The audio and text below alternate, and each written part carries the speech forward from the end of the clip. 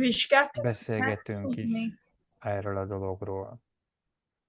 Zoltán, lehet tudni a vizsgáról, hogy mikor lesz, hogy 21 marad, vagy csúszik? Hát ugye, mivel múlt héten nem voltunk, ezért egy hetet biztos, hogy csúszik a történet.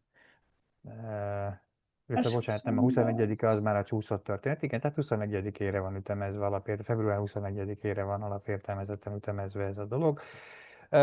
Vizsga, körülbelül milyen lesz a vizsga?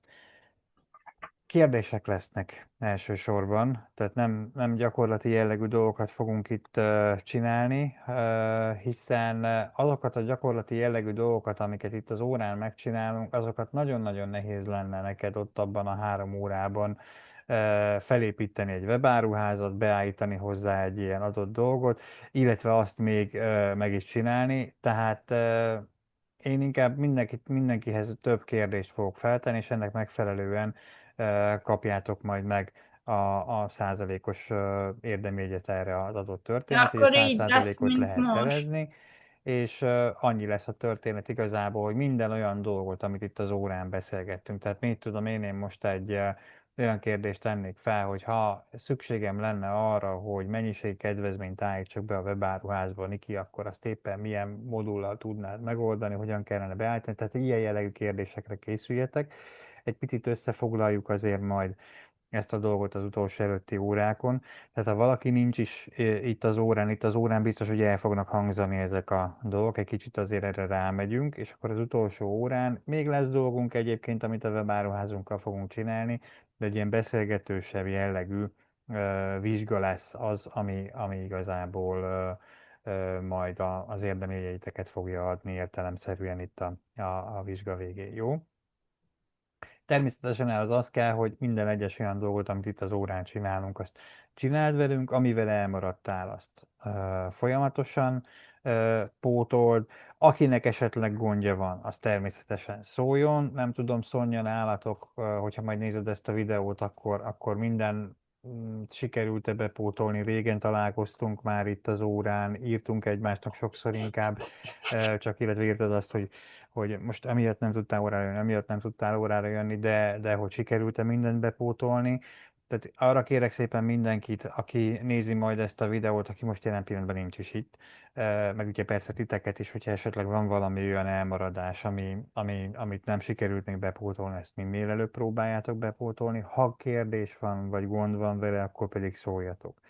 Az elkövetkezendő órákon kicsit nehezebb témákat fogunk érinteni. A mai még nem, mai sok pici apró dolog, ami igazából egy webáruház, vagy éppen egy weboldal történetében jól jöhet, ezeket a dolgokat fogjuk megnézegetni. Kisebb, gyorsabban megoldható dolgokkal fogunk foglalkozni, viszont nagyon-nagyon hasznos dolgokkal fogunk foglalkozni.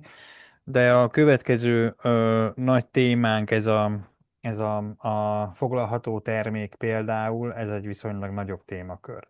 Ezen kívül lesz még egy nagyobb témakörünk majd, még így február elején, ez pedig igazából majd automatizmusok lesznek, tehát olyan levelek küldése, amiket ilyen automatizmusokkal tudunk összehozni itt a webáruházban. Ez akár egy sima, egyszerű e-mail automatizmus lehet, ez lehet, hogy tudom én, egy adott vásárláshoz kötött automatizmus, tehát ezeket kell majd egy kicsit részletesebben megnézegetnünk, ezek nagyban segítik a webáruháznak a munkáját. Ugye nem elég ma már csak egy sima egyszerű webáruházat összehozni egy ügyfélnek, hanem ugye szereti az ügyfél azt is, hogyha egy csomó melót leveszünk a válláról.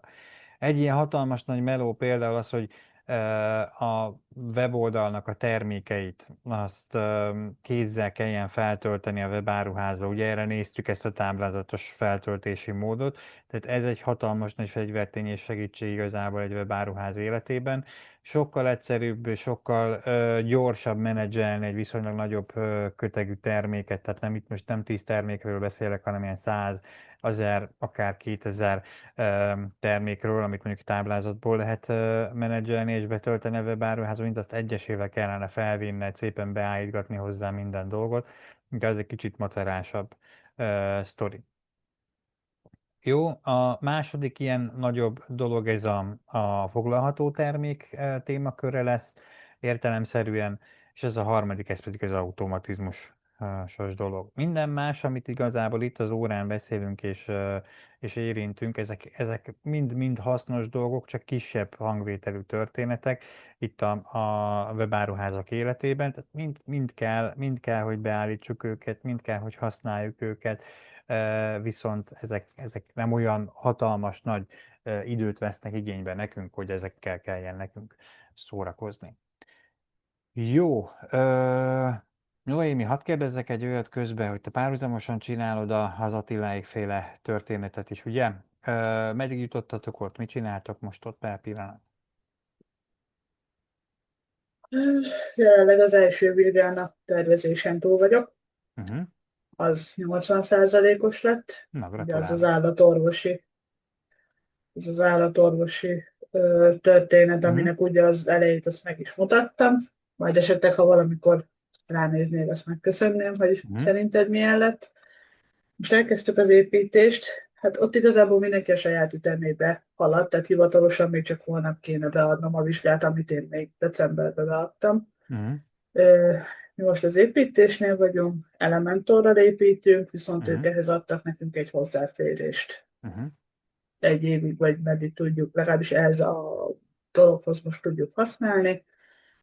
Ö, Hát most építgetem tulajdonképpen, ugyanígy ezt az állatorvosos statikus weboldalt kell felépíteni, csak nem abban a dizájnban, ami a vizsga volt, hanem ő általuk megadott dizájnt kell a lehető legtűpontosabban felépíteni. Aha. Néznek responsivitást, globális beállításokat, igazából mindent. Uh-huh.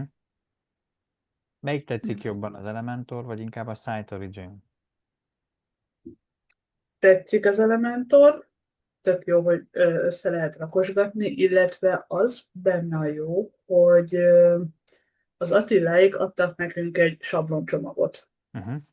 ami igazából azt akarja, hogy így az Elementoron keresztül feltöltöm azt a marha nagy fájlt, és abba már előre össze vannak rakosgatva a kész szakaszok. Uh-huh. És külön kimásolom a szakaszt, bemásolom a saját oldalamra, és azt alakítgatom át, tehát nem a nulláról kell Uh-huh. egy-egy szakaszt felépítenem.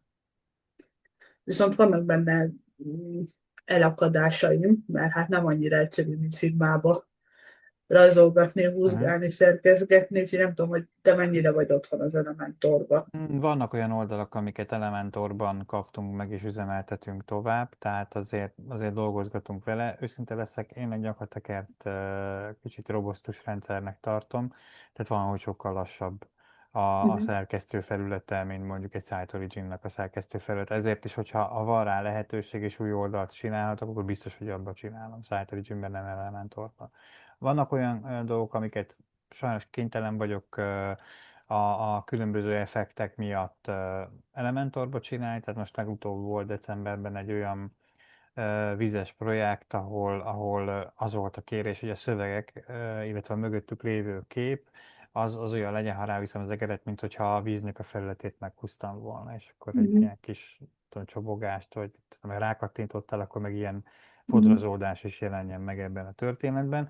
Nekiálltam Site Origin-nel, nekiálltam megírni hozzá a scripteket, aztán rájöttem, hogy igazából a felénél nem olyan szép dolgokat tudok belőle összehozni így, mint az Elementor, vagy föltettem az Elementort, beállítottam, egy félnapos munka után igazából működött rendesen az a történet is. Tehát ott abban a részben azt most kifejezetten egyszerűbb ezt a dolgot megoldani, viszont azt is észrevettem, hogy lassabb az oldalam. Tehát, hogy az az oldal, amit azzal csinálok meg, az hosszú távon igazából lassabb, mint mondjuk egy Site Origin-es oldal. Uh-huh. Vagy azt nem tudom, hogy amit adtak ezt a sablon csomagot, hogy ezt a Site Origin-be is tudom használni. Nem, azok kifejezetten szerintem az Elementor sablonok, tehát az Elementorban Ö, összerakott elemek. Tehát ott már van neked egy dobozod, gondolom én, meg van egy szakaszod, amiben berakosgatták szétosztott cellákra, hogy akkor tudom, ez egy 3 cellás dolog, ebben már ez az elem van benne. Egyébként ilyeneket lehet csinálni a Site Origin-ben is, tehát el lehet menteni ezeket a dolgokat. Tehát egy weboldalt felépítesz, akkor ezeket az elemeket ugyanúgy el lehet menteni, uh-huh. exportálni, importálni lehet az oldalakon, tehát erre megvan a lehetőség itt is. Ugye itt ezzel a részével annyira nem foglalkoztunk az órán, de hogyha ez érdekel, akkor megmutatom, hogy ezt Cytogen-ben hogyan lehet megcsinálni. Annyi, hogy ahhoz kvázi kell melót beletenned, hogy neked magadnak kell összerakni egyszer azokat a dolgokat, amiket aztán utána a különböző oldalakon tudsz használni. Akkor majd valamikor esetleg, ha tud segíteni, mert itt jó, leadják az anyagot, megadják itt a dolgokat, csak nem tudok úgy kérdezgetni, és mikor itt például szerkezgetek Elementorba, és egyszerűen nem oda megy a doboz, ahova én akarom, és Mhm. még nem vagyok annyira profi benne, hogy most így a külső margó, belső margó, oké, tudom, mit jelent, de hiába állítom, nem megy oda, hogy most akkor a szakasznál a teljes szélesség kell, vagy a doboz szélesség, mert a nagy monitor így néz ki, akkor a Igen, tablet nézeten állítgatni igen. kell, csak erre meg nincsen segítségem, és azért azt is szeretném minél hamarabb letudni azt a vizsgát, hogy majd esetleg ebbe kérhetem a segítséget Persze, valamikor. beszélünk majd róla, hogy mikor tudunk összefutni. Kicsit most macerásabb nekem is az időm, így hétközben is, ezért is volt szegény virágkeresett valamelyik nap. Még bennültem egy megbeszélésen, aztán amikor hazaértem, arra meg már elfelejtettem, hogy keresett szegény, úgyhogy így nem válaszoltam, ezért elnézést kérek. Tehát nem azért van, mert bunkó vagyok, hanem egyszerűen tényleg most sok nekem is, ami van jelen pillanatban. Hát ez éveleje, ez mindig ilyen húzós egy picit, aztán majd a március környékére elülnek a dolgok, azt mondom, hogy arra már azért úgy nyugodtabb a történet. És ilyenkor mindenki meg van bolondulva, mindenki újévi fogadalmak, új tervek, stb. És akkor aztán ez az időszak, ami igazából a webdesignereknek kb. Az első fél évét meghatározza, mert ilyenkor rengeteg munka, árajánlatkérés van, projektek indulnak alapértelmezetten, pályázatok, stb., amire ugye agyuram, de rögtön kell, tehát hogyha a héten volt olyan napom, hogy heten kerestek, hogy akkor most webáruházat kellene csinálni, és akkor most üljünk le azonnal és beszéljük meg, mert hogy ő neki egy-két héten belül kell, hát mondom. És az csak egy nap volt alapértelmezetten a hétből, úgyhogy kicsit el vagyunk havazva mi is, igen. Jó, Na, majd, de majd egyszer ott lesz. tartok, majd besegítek. Jó, ezt meg is köszönöm, mert segítségre mindig szükség van igazából. Tehát rossz azt mondani egy ügyfélnek, hogy figyelj, most per pillanat ezt nem tudom megoldani, majd 2 hónap múlva, akkor ő azért az a 2 hónap az sok. Tehát így, pedig aztán vagyunk rá négyen, akik csinálják, úgyhogy nem arról van szó, hogy ma egyedül csinálnám ezt az egész történetet, de hát hála Isten, sokan Nekem keresnek majd úgyis minket. kéne egy portfólió munka. Jó, hát ezeket megbeszéljük, majd szívesen segítek, jó? Jó, köszönöm. Oké, többieknek. Tamás, neked kérdés valami? Vagy most sikerült ezt a karácsonyi időszakot úgy pihenned, hogy egy kicsit nem foglalkoztál ezzel a dologgal, és most újra visszacsöppensz ebbe az egészbe, vagy volt, amivel kicsit foglalkoztál esetleg, és kérdés van? Most így hirtelen nincsen kérdésem. Lesz, akkor majd mondom közben. Jó, rendben van. Szerintem nagyjából mindennel megvoltam. Uh-huh. Jó, rendben. Niki nálad Szólok, ha esetleg? valami olyan, akkor köszönöm. Rendben, Tamás. Niki közben elsötétítette magát. Nem, Ja, szerintem. Vagy itt vagyok. neked van kérdés? Sikerült mindent ugyanúgy megcsinálni, mint ahogy mi itt az órán? Sikerült bepótolni a dolgokat, ami Igen, elmaradt? igazából ott a képekkel vagyok még egy kicsit elmaradva, hogy nem tudom, ott a saját képeimet be is kéne raknom a webáruházba, ugye? Mire gondolsz? A Arról volt kezdő szó. oldalon? A kezdő oldal Hát látszik? igen, a kezdő oldalnak ugye ott az elegáns ruha, és a Igen, többi. igen, igen, igen, Én ott azokat be be is, is na hát kell. azzal még egy kicsit Jó, nem font, elszórakozgatok, de... annyira nem fontos ez most a mai alkalommal, de hogyha a héten lesz egy pici időd, Mhm. akkor érdemes azt az órát visszanézned a videó alapján, és akkor azt úgy csináld meg, léci, jó. Inkább azzal a részével fogunk most tovább menni, hogy ugye hiányoznak még menüpontjaink, amiket be kell rakni, tehát ez attól független, hogy igazából a képek a kezdő oldalon ott vannak-e vagy sem. Illetve a fordításokat fogjuk megnézni, ez lesz igazából az óránknak a nagyobb része, amit szeretnék egy kicsit jobban megnézni. Meg is hoztam a képernyőmet, és akkor azonnal mutatom, hogy mire is gondoltam, mi az, amit meg kellene csinálnunk. Tehát, hogyha kijövök ide a általam szerkesztett oldalra, ami igazából ugye nektek is az eddigi munkátokat tükrözi, tehát amit eddig csináltunk. Kezdő oldalunkon itt van ugye ez a borítókép, amiről az előbb beszéltünk, ezt kell ide beraknod akkor majd ki, illetve itt vannak ugye a kiemelt kategóriáink, és van egy ilyen termék sliderünk itt alul, amiben ugye az adott termékeink jelennek meg. Na most, ha megnézitek a menüpontokat, jelen pillanatban egy kapcsolat menüpontunk van, illetve szerepel nekünk ez a kosár része ennek az adott dolognak. Mind a oldalként hozom nektek ugye azt, amit mi egy másik csoporttal csináltunk. Igazából itt van nekünk egy ruházat menüpontunk még. A ruházat menüponton belül van az elegáns ruházat, azon belül a női férfi, van egy sportruházat, azon belül van az unisex és a női, és van a kiegészítők, amiben az órák és a napszemüvegek szerepelnek. Tehát ez az, amivel mindenképpen ki kell egészítenünk a mai alkalommal, majd a webáruházunkat. Ezzel is fogjuk kezdeni mindjárt. Aztán szeretnék mutatni nektek egy kis érdekességet. Ha rámegyek például az adott weboldalamnak a kosár oldalra, akkor a kosár oldalon azt veszem észre, hogy ugyan minden technikailag megjelenik úgy, ahogy kell, viszont nekem nem magyarul jelenik meg ez a termékfelirat, az árfelirat, a mennyiségfelirat, a szubtotál feliratom is itt van igazából, ami a részösszeget jelenti, vagy a kuponkódok is angolul jelennek meg, ez az update card feliratom is angolul van, sőt, ha tovább megyek, és oda megyek a pénztár oldalhoz, a pénztár oldalon is fogok látni angol szövegeket, illetve itt van nekem egy ilyen your order is a rendeléseim környékén, amiket érdemes lenne valamilyen úton, módon nekünk azért átírni, magyarra, valamilyen úton, módon átszerkeszteni. És ez nem csak kifejezetten a webáruház esetében fordulhat elő, hanem egy sima egyszerű weboldal esetében is előfordulhat, hogy magyarítanunk kellene pár dolgot, mert a bővítmény csak angolul beszél, magyarul nem. Ehhez fogunk használni egy tök jó kis bővítményt, ez a Loco Translate, ez lesz az a viszonylag nagyobb történet, amit a mai alkalommal fogunk csinálni.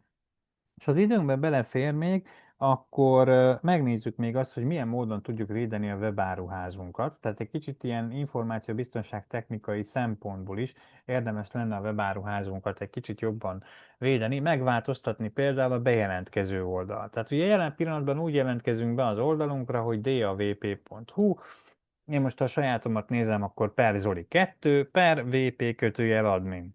Mindegyikünké VP admin a bejelentkező, igaz? Ne adj Isten, jönne egy olyan emberke, aki azt mondja, hogy oké, én WordPress oldalakra vadászok, és én ezeket szeretném feltörni, akkor ő kapásból tudja már, hogy mi az az oldal, ahol neki be kellene jelentkezni az oldalunkra, igaz? Persze, hogy felhasználó nevünket, jelszavunkat egyelőre nem tudja még, de attól függetlenül már tud egy olyan bejelentkező URL-t, ahol próbálkozhat a felhasználó névvel, jelszóval. Ezt lenne jó első körben valamilyen úton, módon egy kicsit titkolni, vagy megváltoztatni. Tehát, hogy ne a VP admin oldalon jelentkezzünk be ebbe a dologba, hanem mondjuk a belépés oldalon, vagy bejelentkezés, vagy kutykurúcs, vagy UFO, vagy krumpli, bármit, amit igazából akarunk ennek a dolognak oldal névként adni, az teljesen jó. Azt a lényeg az, hogy mindenképpen különbözőn ettől a VP admintól, mert akkor már egy lépést tettünk azzal afelé, hogy megvédjük a weboldalunkat. Természetesen ezen belül még egy csomó más mindent is be kellene állítanunk, amik ilyen biztonsági dolgok.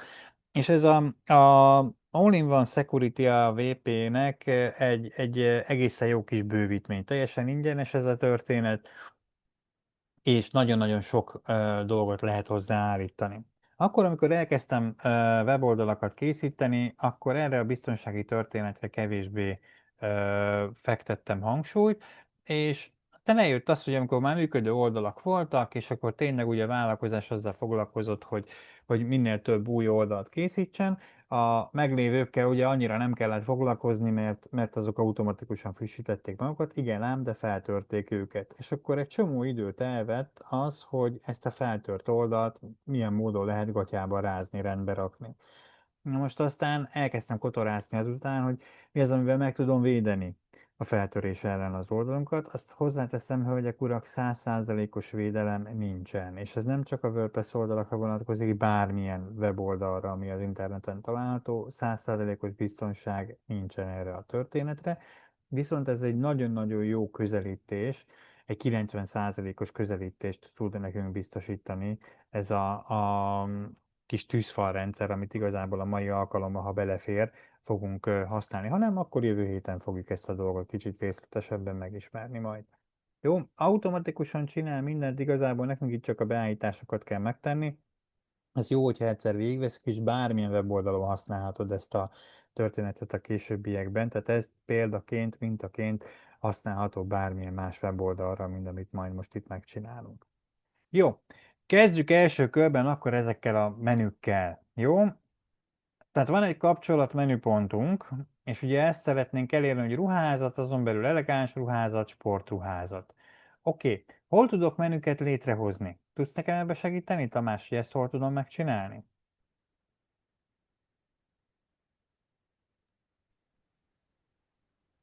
Vagy már régen volt, és látom a szemeden, hogy igazából Most most hirtelen megkaptalak nem, egy picit. igen. Jó, akkor segítek, jó? Nézegettem, lehet, hogy megtalálnám, de most hirtelen mondom. Jó, segítek.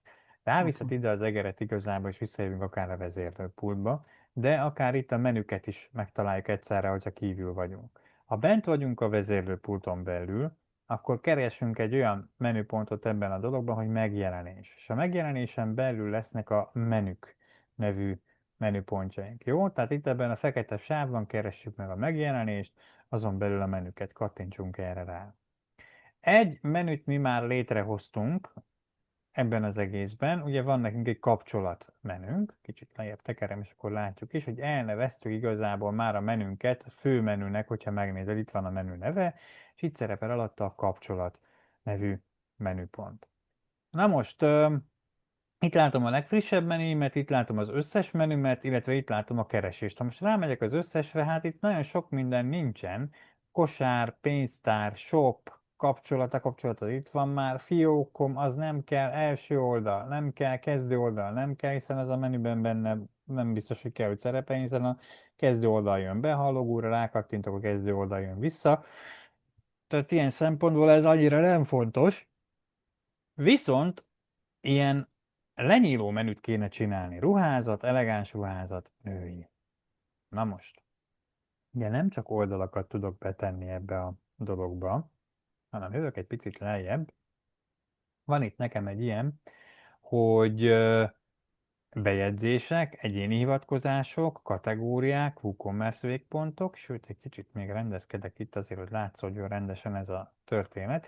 Tehát itt például a kategóriákra, hogyha bemegyek, akkor ezek a bejegyzések kategóriái lesznek, ami nekünk annyira nem fontos. Viszont ha feltekerek az oldal tetejére, a WordPress eldugott nekem még egy csomó dolgot itt a menükben. Nézzétek meg, van egy ilyen, hogy képernyő opciók itt fönn az oldal tetején. Lenyitom ezt a részt, és itt látom azt, hogy mik azok, amiket esetleg még be lehetne rakni. Hát még a címkéket is be tudnám tenni, márkákat is be tudnám tenni, termékkategóriákat is tudok ide rakosgatni. Ugye nekünk termékkategóriáként vannak igazából ezek az oldalak, a női, a férfi, az unisex, a napszemüveg, az órák, ezek mind termékkategóriák igazából, csak valami logikai szerkezetet kellene nekünk létrehozni hozzá. Azért, hogy mi ezeket lássuk, kattintsuk be itt fönt ezt a termékkategóriák részt, majd ezzel a képernyő opcióval vissza is tudod csukni. Tehát mutatom még egyszer, lenyitod itt fönt ezt a képernyő opciók részt. Itt azt tudod minden oldalon beállítani majd, tehát akár bejegyzés, akár oldalak, de akár itt a menüben is, hogy mik azok, amik megjelenjenek. Itt nekünk ugye oldalak, bejegyzések, egyéni hivatkozások, kategóriák és a termékkategóriák jelennek meg. Van egy kérdésem. Noémi, mi a különbség a kategóriák és a termékkategóriák között itt a menüben? Tudsz erre nekem valamit mondani?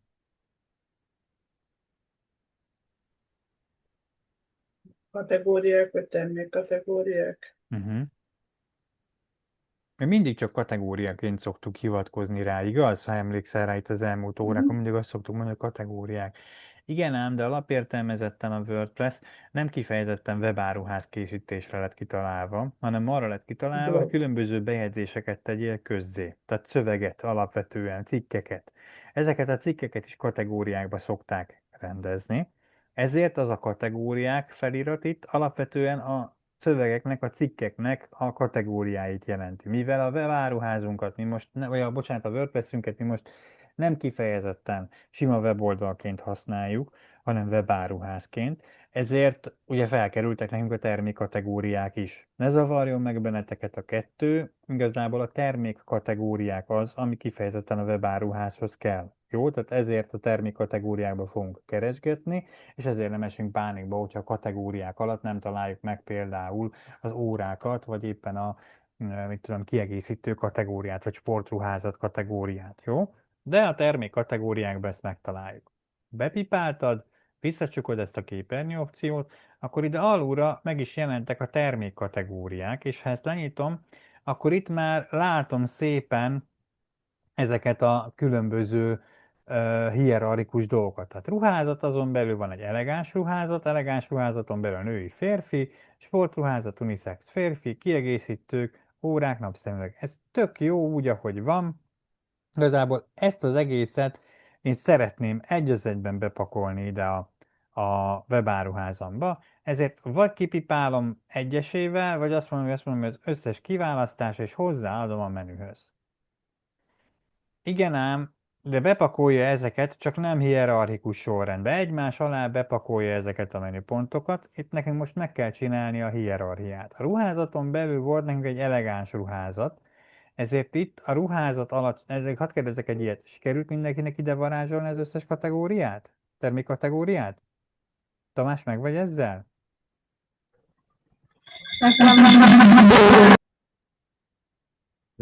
Igen, ezt lehet, hogy elfelejtettem, Zoli, mert nekem itt kicsit más volt Nekem sajnos nem sikerült. Akkor mutatom még Ja, egyszer, jó? Mit csináljátok? Eltüntetem ezeket a Nekem dolgokat. sajnos nem sikerült. Hallottam, Virág, azért mondom, Ah, hogy... elegem van!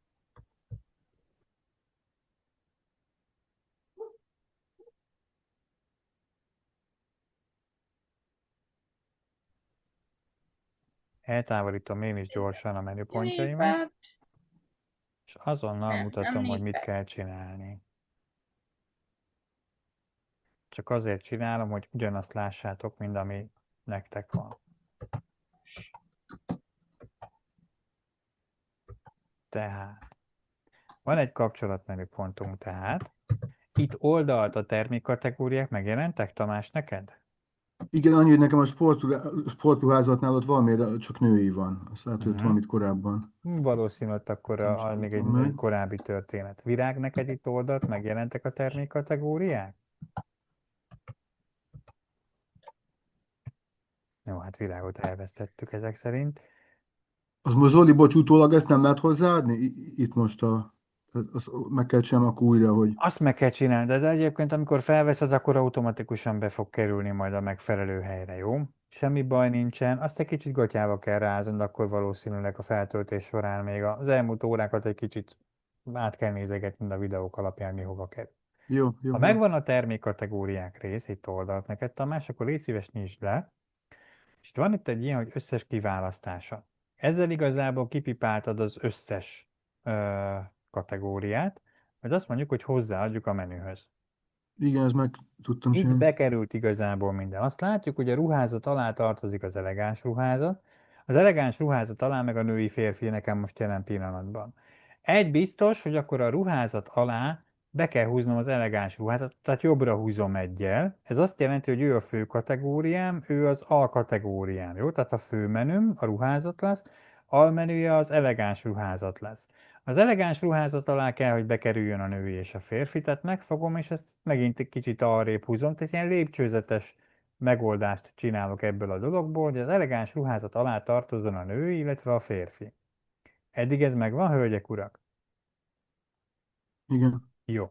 Ha ez megvan, jövök lejjebb. A sportruházat az megint egy ilyen fő kategória, alapvetően a ruházaton belül. Tehát azt mondom, hogy akkor egyre beljebb húzom ezt a dolgot. Nem közvetlen a férfi és a női alá, hanem ugyanarra a szintre, mint látjátok itt az elegáns ruházat, ugyanott kezdődik a sportruházat is. A sportruházat alá kell betennem az unisexet, illetve a férfit. Ha valakinek ugye egyel kevesebb kategória van ott, mint ahogy a Tamás mondta az előbb, hogy neki nem úgy néz ki, semmi baj, itt a minta, ez alapján rendezzétek be mind, amit itt oldalt láttok, aztán majd, hogyha feltöltitek a még hiányzó dolgokat, akkor ugye be tudjátok rendezni a megfelelő részt is. A kiegészítők, nézzétek meg, a kiegészítők egy ugyanolyan kategória, mint a ruházat. Tehát ő is egy fő menü lesz, mint ahogy itt a ruházat. Nézd, a kapcsolat, a ruházat és a kiegészítők lesz alapértelmezetten egy szinten nekünk. Aztán azt mondom, hogy az órák és a napszemüvegek, azok pedig egyel beljebb vannak itt a kiegészítőkön belül. Eddig okés, hölgyek, urak? Jó. Ha ez megvan, akkor kattintsunk egyet itt a mentésre, a menü mentése gombra, itt alul erre a nagy kék gombra. Ha ez megvan, akkor egy dolgot vegyünk még figyelembe. Iratlan szabály, hogy a kapcsolat menüpontunk az mindig a legutolsó menüpont. Most jelen pillanatban az a legelső menüpontunk itt nekünk, igaz? Éppen ezért megfogom magát a kapcsolatmenümet, és egyszerűen elkezdem lefelé húzni. Hát nem fér el nekem a képernyőn, leteszem valahol. Semmi baj, kicsit fogom a képernyőmet, lejjebb húzom, megfogom újra a kapcsolatelememet, és lehúzom ide teljesen alulra. Nagyon fontos, hogy ő itt elől kezdődik, tehát egy főmenüként fog nekünk szerepelni ebben a dologban. Ha ez okés, akkor menümentése. Rákattintottunk erre a dologra, és most megtekinthetjük magát a weboldalunkat, tehát azt mondom, hogy feljövök ide, hogy Zoli webshopja, honlap megtekintése, és akkor itt szépen már is látom, hogy van egy ruházat menüpontom, elegáns ruházat, azon belül női férfi, sportruházat, unisex férfi, kiegészítők, órák, napszemüveg, illetve van egy kapcsolatmenüpontom. Oké? Sikerült ezt mindenkinek összehozni? Oké, rendben van. Virág, te pedig nyugodtan nézd végig az órai videót majd, és az alapján meg fogod tudni csinálni ezt a dolgot, ha most elakadtál. Nem erre épül az óra további része, tehát nyugodtan tudod folytatni velünk a munkát tovább. Okés. Készen vagyunk ezekkel a menükkel. Az előbb, hogyha rámentem ide a kosár oldalra, akkor a kosár oldalamon én tapasztaltam egy csomó dolgot, ami nekem nem tetszik, hogy angolul van. Meg hát ugye egy magyar vásárlónak se különösebben tetszene, hogy szerepel neki itt ez a product, meg price, meg quantity felirat. Na ezeket kellene igazából eltüntetnünk. Ehhez egy bővítményre van szükségünk, hölgyek, urak, mégpedig egy olyan bővítményre, amit úgy hívnak, hogy Loco Translate. Ez a Loco Translate nem csak a webáruházat tudja lefordítani, ez bármilyen bővítményt le tud fordítani, amit te telepítesz az oldaladra. Kapaszkodjatok meg, vannak olyan bővítmények, amelyeknek nincs is más nyelvi fájlja, csak is kizárólag angol például. A héten volt egy olyan feladatom, hogy egy előfizetéses rendszert kellett összeraknom, és az előfizetéses rendszerhez egy ilyen ismétlődő fizetést kell megcsinálni. Ugye tudjátok, az a lényeg ennek az egész dolognak, hogyha valaki vásárol egy terméket, akkor egy előfizetést értelemszerűen, tehát egy weboldalhoz való hozzáférést vásárolt, egy tagságot, akkor azt havi szinten igazából tudja megújítani. Ezért minden hónapban vonja le a kártyájáról ugyanazt az összeget. Tehát mint például egy Netflix előfizetés, egy mit tudom én kinek milyen streaming szolgáltatása van, tehát egy hasonló jellegű dolgot kellett összeraknom. És az a bővítmény, amivel megoldható alapértelmezetten az, hogy ezt az ismétlődő fizetést a termékekhez be tudjuk állítani, az abszolút nem beszélt magyarul, sőt, az angolon kívül semmilyen más nyelven nem beszélt, tehát nem elég volt az, hogy le kellett fordítani a magyarra a dolgokat, hanem mégis fel is kellett venni egy plusz nyelvet, amivel le tudta fordítani. Ezekre teljes mértékben alkalmas ez a Loco Translate. Szia, Pali! Igazából amiről eddig lemaradtál, az inkább csak ilyen óra elejé beszélgetés, kérdés, hogy ki hogyan áll a dolgokról, illetve a menünket raktuk egy picit rendbe, tehát ezt érdemes lenne majd a videóból majd egy kicsit megnézned neked is. Amivel most foglalkozni fogunk, ezek a nyelvi fájlok. Ha már rámész te is a kosár oldaladra, akkor látod, hogy egy pár feliratod neked is angol. Ezt a pár feliratot szeretnénk most igazából magyarítani. Pont jókor jöttél, mert még nem telepítettük hozzá a bővítményt, tehát tudsz velünk dolgozni tovább, jó? Hát arra kérlek szépen benneteket, hogy menjünk be ide a vezérlőpultunkba, és menjünk be a bővítményeink közé. Én nekem már az fura, hogyha rájövök a vezérlőpultomba, és ugye hát kb. Egy hónapja nem nyúltunk hozzá ehhez a webáruházhoz. Azt látom, hogy van 13 frissítésem is, amit meg kellene néznem. Hát kezdjük először, nézzük meg a Se. bővítményeinket. A bővítményeinkre, hogyha megyünk, akkor itt látom igazából azt, hogy milyen bővítmények vannak fölpakolászva. És azt is látom, hogy amelyiknél ez a kis narancssárgás frissítési jel megjelenik, ez a kis gunkori nyilacska, akkor azokat igazából le tudjuk frissíteni. Maga a Site Origin Page Builderünk is frissítésre szorul, úgyhogy ezt nyugodtan frissítsük azonnal. Alatta lévő ez a Product Slider Pro-nk is frissítésre szorul, ezt viszont ne bántsuk egyelőre, jó? Tehát ezt ne frissítsük le, maradjunk Hallani, itt hallod? ebben a Adjál rá több hangot. 2.5.5-ös dolognál. Az alatta lévő Site Origin CSS esetében viszont érdemes megint a frissítést megcsinálnunk, tehát ezt szintén frissíthetjük. Egyelőre kihagytuk ezt a Product Slider Pro-t, jó? Tehát az maradjon meg frissítés nélkül egyelőre, majd megbeszéljük, hogy ezt miért hagyjuk ki. Aztán van egy widget bundle-ünk is, ezt is frissítsük le. Majd jövünk kicsit lejjebb, maga a WooCommerce is frissítése szól, és ha megnézitek, itt elég sok frissítés, elég sok történet volt, amíg mi nem foglalkoztunk vele. Előfordul az is egyébként akkor, amikor mondjuk egy webáruházat csinálsz, majd utána üzemeltetsz, hogy kb. Ugyanennyi ideig egy adott oldalra nem jelentkezel be, mint hogy most nem volt óránk. És látjuk azt, hogy igazából hát nem csak egy verziófrissítés történt, mint ahogy az előző programok esetében, amiket most az előbb lefrissítettünk, hanem itt elég sok minden történt, mert a 10.3.7-esből most már 10.4.3-as van. Tehát egy biztos, hogy legalább 3 verzió volt azóta, amióta ez megjelent, hiszen ugye a 4.3-as verzió van már, lehet, hogy 3.7-nél véget ért az a főszál, és most jön ez. Nyugodtan frissítsük le ezt a történetet. Akkor érdemes elgondolkodni a frissítésen a WooCommerce esetében, ha ez mondjuk nem 10-zel kezdődik, hanem mondjuk már 12-vel vagy 13-mal. Jó? Abban az esetben mindenképpen célszerű magáról az oldalról egy biztonsági mentést csinálni. Ha tárhelyednél van biztonsági mentés, az elég hozzá, mindenképpen, de jó az, hogyha felmész az FTP-re és lemásolod magadnak a WooCommerce nevű mappát, illetve egy adatbázist is kellene menteni. Erről lesz még majd az óráinkon szó, hogy ezt hogy csináljuk meg, de ez érdemes egy ilyen biztonsági mentéssel megoldani. Itt most nem történt akkor a váltás, ezért mindenképpen frissítsük le, jó? Tehát frissítsük most azonnal. Jövök egy picit lejjebb, a csomagpontjaink is frissültek, ennek megfelelően. Hát látjátok, hogy itt a Wistfilter-féle modulban is volt már egy viszonylag nagyobb eltérés, tehát itt is ezt is frissítsük azonnal. Majd WooCommerce PayPal Payments. Hát ugye PayPal-t alapvetően nem használjuk, így kell egyébként frissítenem egy ilyen modult, Pali, szerinted, hogyha nem használom magát azt az adott bővítményt? Attól még kell frissítenem? Azért célszerű, mert más modulokkal összekapcsolódhat, és akkor lehet, hogy az nem fog megfelelően működni.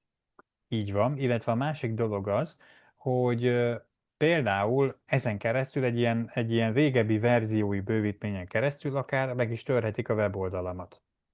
Ugye ez egy másik ilyen történet, Tényleg. ugye azért is van az, hogy kell általában ezeket a dolgokat frissíteni, mert ezek a fejlesztők, akik csinálják ezeket a kis bővítményeket, lehet, hogy találtak egy olyan kis biztonsági rést, ami miatt egy újabb verziót adtak ki hozzá, biztonságosabbá tették a kódot, lehet, hogy ez a régebbi verzió, ez még mondjuk egy ilyen biztonsági rést tartalmaz. Jó, frissítsük le ezt is.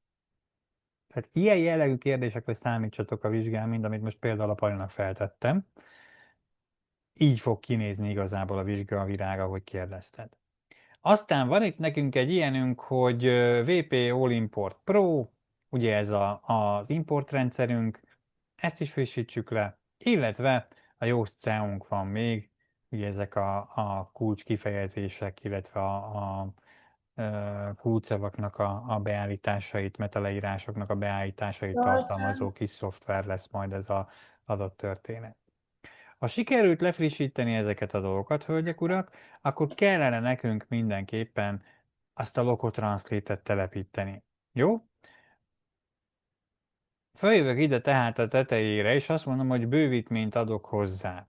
A bővítmény hozzáadására kattintva szépen meg is jelenik nekem egy olyan felület, ahol ki tudom választani, meg tudom keresni magát a bővítményeket. Írjuk is ide be azt, hogy Loco szóköz translate. Aztán mindjárt visszatérünk egy picit majd a csomagpontokra, mert közben kaptunk egy üzenetet ezzel kapcsolatosan, de itt van nekem ez a Loco Translate nevű történet. Látjátok, hogy egy 5 csillagos dologról van szó, több mint 1 millió bekapcsolt telepítést látunk ebben az egészben, illetve azt is látjuk, hogy egy hete frissítették ezt a dolgot. Általában mindig a WooCommerce frissítések után jön belőle is egy ilyen nagyobb frissítő csomag, hiszen legtöbbször ugye ezeknek a bővítményeknek a szövegeit kell változtatni. Telepítsük fel.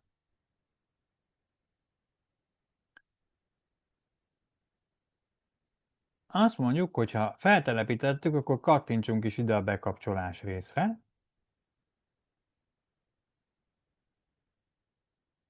És most a bekapcsolás után egy picit vegyük szemügyre, hogy mit írt nekünk a csomagpontos bővítmény. Azt írta, hogy a bővítmény sikeresen frissítette a rendszer a legújabb 4.0-ás verzióra. A háttérben egyébként több fontos változás is volt, ezért az alábbi lépéseken mindenképpen végig kell mennünk, és ellenőrizzük, hogy minden megfelelően működjön. Ha külföldi csomagpontokat is használsz, akkor azokat újra be kell állítanunk. Tehát itt biztos, hogy valami komoly változás történt a csomagpontos bővítmény esetében, különben a Péter nem írna egy ilyen plusz kis tájékoztató szöveget. Azt mondja, hogy az alábbi csomagpont és szolgáltató azonosítók is megváltoztak. Ugye a Foxpostról más lett a történet. Ugye azt tudnotok kell, hogy a Foxpostot alapértelmezetten megvásárolta a Paketta.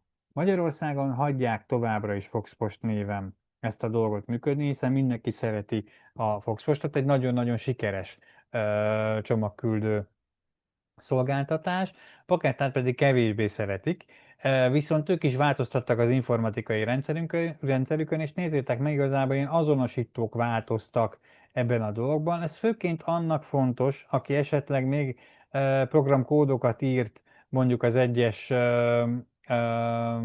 postai szállítókhoz. Mint ahogy kérte tőlem például az egyik cég, hogy őnáluk például a Foxpost esetében egy ilyen plusz szabályt tegyünk hozzá ahhoz a dologhoz, hogy például a fizetést azt hozzákössük ehhez, attól függően, hogy éppen a Foxpost esetében mekkora méretű csomagot vásárol. Tehát biztos, hogy azon az adott oldalon nekem változtatnom kell ezeket a dolgokat.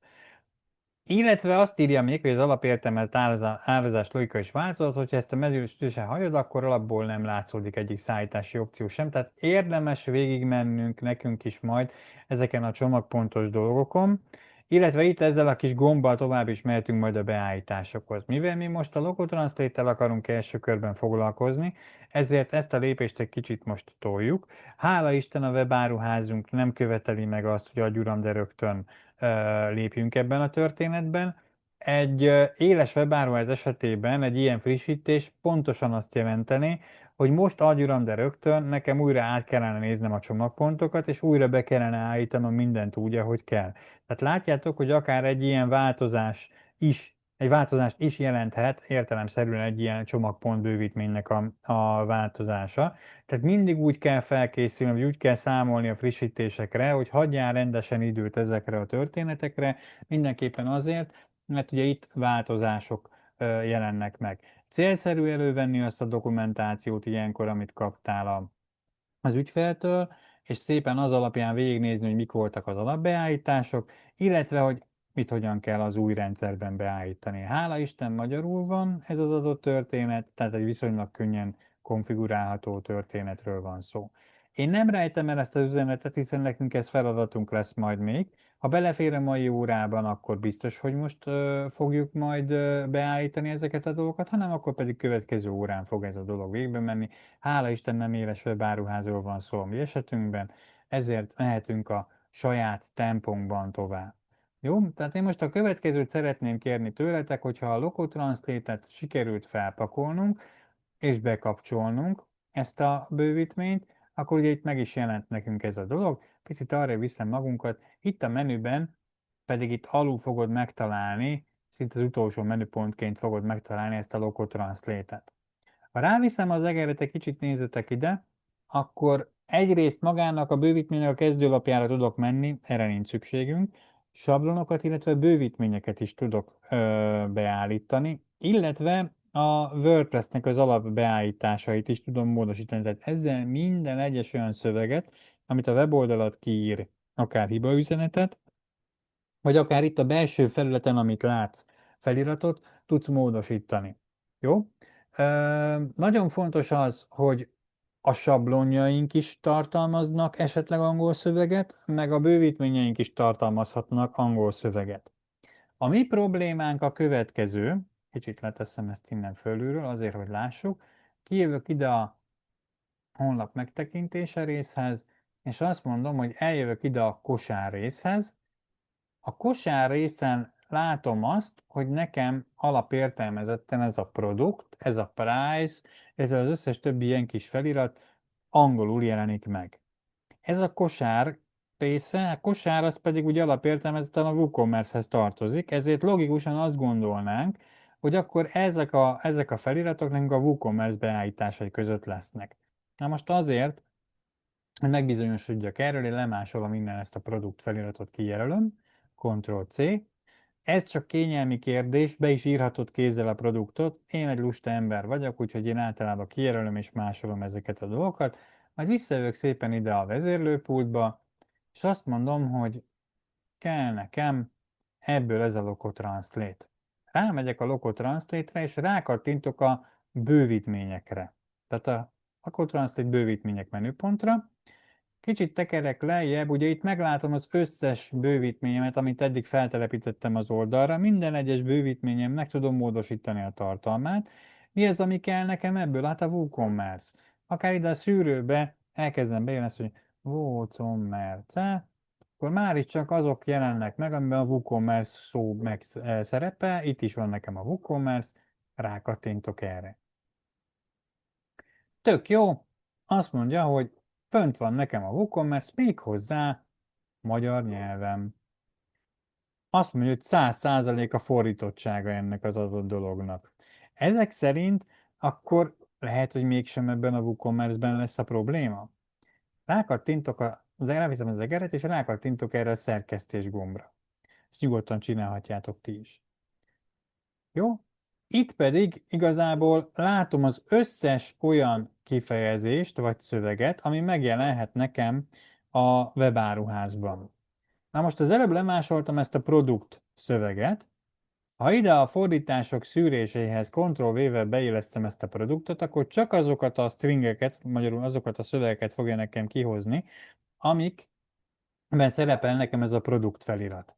Itt mutatja a forrásszöveget, itt mutatja a magyar fordítást. Hopp, itt van a kifejezetten produkt rész, ahol nekem ez a termék felirat jelenik meg. Ezek szerint van magyar fordítása ennek a dolognak, tehát elképzelhető, hogy mégsem a WooCommerce fordításai okozzák nekem a problémát, tehát itt nem üres ez a része, hanem itt megfeleltették ugye egy magyar szövegnek ezt a dolgot, ezért nagyon gyanús nekem az, hogy nem a WooCommerce bővítmény miatt jelent meg nekem angolul ott az a szöveg, akkor mi más miatt lehet még ez a dolog?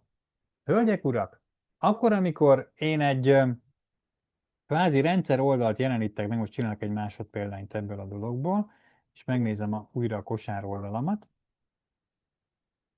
Azt mondom, honlap megtekintése, rámegyek ide a kosárra. Amikor egy rendszer oldalt nézek meg, tehát igazából a weboldalnak egy nagy oldalát, a kosár oldalt, vagy ugyanilyen a pénztár oldal, akkor ezeknek az oldalaknak a tartalmát maga a web sablon is be tudja folyásolni.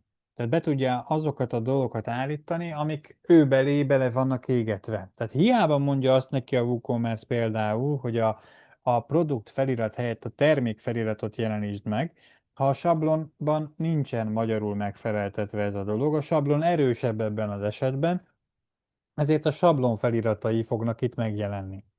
Jó? Próbáljuk meg a következőt, és ezt nyugodtan csináljátok velem, visszakattintatok ide a Local Translate-be, és azt mondjuk, hogy újra megkeresem itt alul a Local Translate-et, viszont most nem a bővítmények között fogok keresni, hanem a sablonok között fogok keresni. Rákattintok a sablonokra. A mi általunk használt websablon, ami a weboldalunkat fogja működtetni, ez a Customify sablon lesz. Ezért rámegyek erre a Customify részre. Majd azt látom, hogy van, hála Isten, benne egy magyar nyelvű történet, és azt mondja, hogy 100%-ig le van fordítva. Ezek szerint van nekem 496 darab stringem. Hát ez egy érdekes történet, tehát hogy 496 feliratom lenne csak. Rákattintok a szerkesztés részre, és megnézem azt, hogy ez tényleg igaz-e. Egy csomó olyan dolog van itt igazából, ami meg van feleltetve, de ha rákattintok a szinkronizál gombra itt fönt, akkor mondja nekem azt, hogy a magyar nyelv az 67%-ig van csak lefordítva, 742 darab valamilyen szöveg szerepel nekem itt a sablonomban, abból 246 nem lefordított. Jó, tehát biztos, hogy hiányzik 246-nak a magyar verziója. Próbáljuk ki, hogy ez a produkt ez közéjük tartozik-e. Ide kattintok a fordítások szűréséhez, Ctrl-V-vel beillesztem ezt a produktot. Egy csomó olyan van, amiben ez a produkt benne szerepel, és nincs lefordítva. Nekem azt kellene igazából ebből az egészből, és ABC sorrendben van, ahol csak is kizárólag ez a produkt felirat szerepel. Nézd, itt van a produkt. Megtaláltátok ezt? Sikerült kiszűrni ezt itt a Local Translate-ben? Nekem nem, mert egy kicsit lemaradt. Nem. Virág, figyelj csak, akkor a videó alapján vissza fogod tudni nézni a dolgot. Pali, te hol maradtál el? Hát én ott, hogy hol van ez a fordítások szűrése című történet. Tehát egy biztos, hogy akkor benn vagy a sablonban, igaz? Igen, Oké. Aztán itt van fönt, nézd ide, egy mentés gombod, egy visszaállítás Igen. gombod, szinkronizálás, ellenőrzés, Igen. és mellette van neked itt egy kis beviteli meződ. igen. Ebbe Ctrl-V-vel írd bele ezt, hogy produkt. Vagy Ja, legalább én produkt. kerestem egy külön gombot. Nincs. Beírod azt, hogy produkt, és Ja, akkor úgy itt már úgy megvan. egyszerre megtaláltad ugye a forrásszövegeket. Itt ugye ez egy lista, felül Benne vagyok vannak ezek. a sablonba, és ott melyiket kell nyitni? Sablonok. Mert ez van Ugye ami a legfontosabb nekünk, amit mi telepítettünk, ez a Customify. Tehát a Customify-ra mész. Aztán itt egyetlen egy nyelv jelenik meg, a magyar. Rákattintasz a szerkesztésre a magyar felirat alatt. Majd itt te is ugyanúgy ezt a keresőt megkeresed, ahol a mentés, szinkronizálás, stb. Megjelenik. Ide beilleszted azt a Ctrl-V-vel a produktot. Ha lemásoltad, ha nem, akkor be kell írnod, hogy produkt. Jó, csak itt először kattints a szinkronizál gombra, azért, hogy az összes dolgot megkeresse, majd így igazából meg is fog jelenni nekünk. Nagyon nagy valószínűség, hogy kékkel fogja szedni neked ezt a produkt feliratot, valahol itt a lista közepén fogod megtalálni. Na, ahhoz, hogy ezt magyarítsuk, le kell tekernünk, azt mondja, hogy van egy forrásszövegünk itt, hogy produkt, meg van egy magyar fordítás, ami üres. Kattintsuk ide bele, írjuk be azt, hogy termék. Ha ez megvan, akkor feltekerek ide a listám tetejére, van egy mentés gombom, meg van egy szinkronizál gombom. Innentől, hogyha rámegyek erre a kosároldalra, és lefrissítem a kosároldalamat, akkor ez a produkt felirat, ez átíródott termék feliratra. Sikerült ezt megcsinálni? még egyszer, mert nekem nem. Na most írtam be a produktot, és utána nincs, nem találja. Jó, mindjárt segítek, Virág, jó? Pali, neked összejött közben? Neked összejött? Oké, Tamás? Igen. Oké. Miki, neked? Neked nem. Nem, én nem látom ezt, hogy magyar Te nem szöveg. látod ezt, Csak hogy a magyar. forrásszöveg produkt, és alatta az van, hogy kontextus. Jó, mindjárt segítek akkor neked is ezzel a történettel. Noémi, neked? Nekem megvan, akkor addig a többi szóval is ugyanezt Többi szóval is megcsinálja. nyugodtan csinálhatod, igen, tehát mehetsz tovább ezzel a dologgal. Oké, Köszönöm. Niki, arra kérlek első körben, hogy oszd meg a képernyődet. Jósvirág, mindjárt a tiéd is kell, azt is megnézzük majd. Engedélyezem azt, hogy meg tud osztani.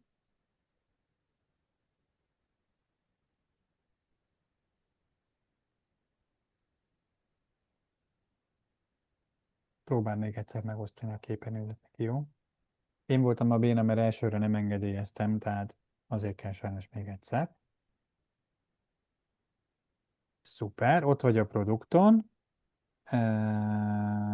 Sablonfájban benne vagy. Kattints rá a szinkronizál feliratra először, jó? Itt fönt azaz, arra kattints rá. Oké, most keressük meg újra ezt a produktot itt ebben a listában. Itt megfogod azt a kis gördítősávot, és középtája lesz, kattints rá, és akkor itt lejjebb jössz, hogy forrás szöveg, és neked kontextus felirat jelenik meg. Kattintsunk be oda a kontextushoz, és írd be ide az, hogy termék. Menj fel a mentés gombra, és kattints a szinkronizál gombra. Csináljunk egy másodpéldányt ebből az oldalból, tehát fölmész ennek az oldalnak a tetejére itt a böngészőben, felviszed az egeret teljesen a böngészősáv tetejére, ott van a WordPress 2025 csoport, Facebook csoportot, fönt látod ezt a kis fülecskét? Beengeded, akkor segítek. Mindjárt.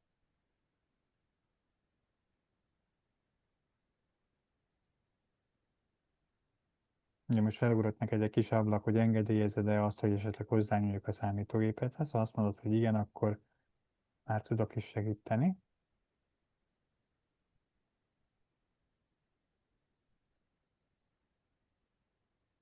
Oké.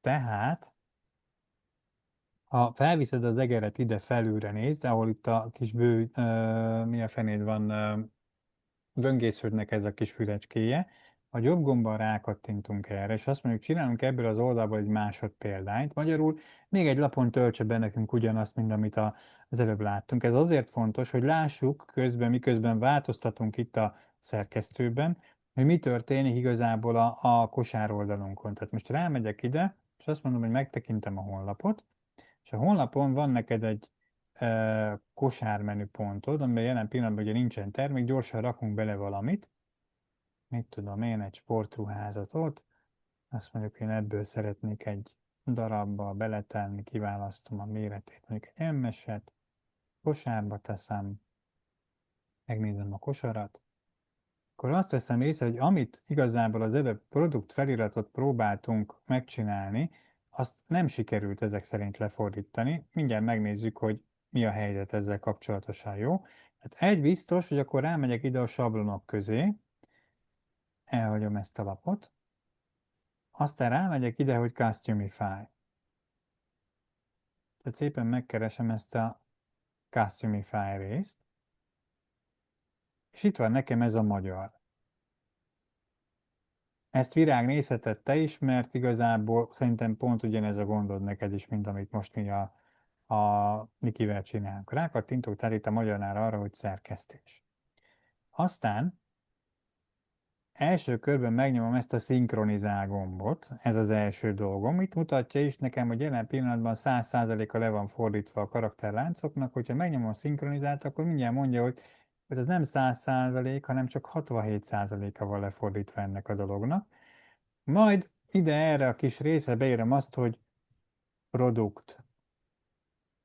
Ki is hozza nekem azokat a stringeket, azokat a szövegeket, amelyek ugye a szövegeket fogják nekem megjeleníteni. Itt is van nekem ez a produkt, mint termék, és itt van hozzá a magyar fordítás.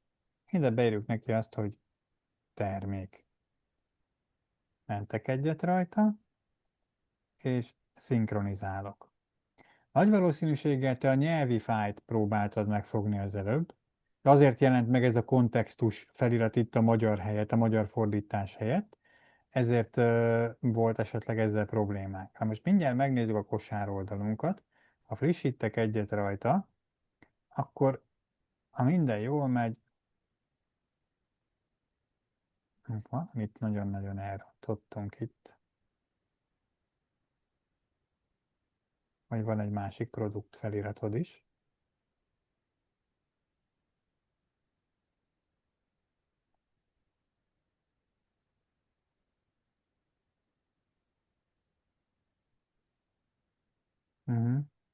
Valószínű van egy rontásunk ebben a dologban.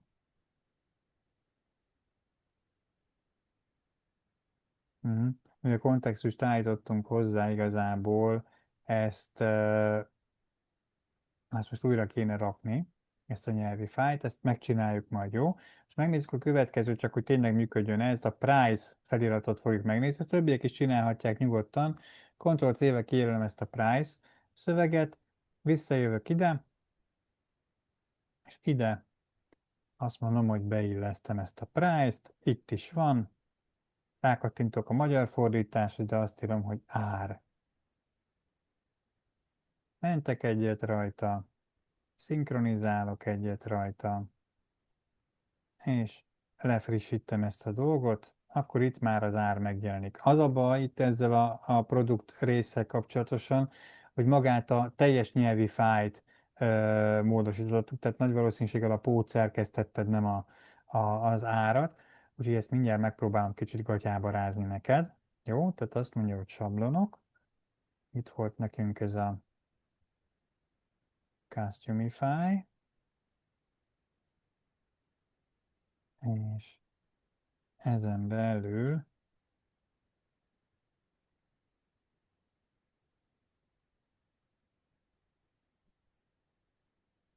itt a sablont szerkeszthetted nagy valószínűséggel. Igen, így jelenik meg a kontextus. Azt mondjuk, hogy ezt a produktot kellene megkeresnünk ebben.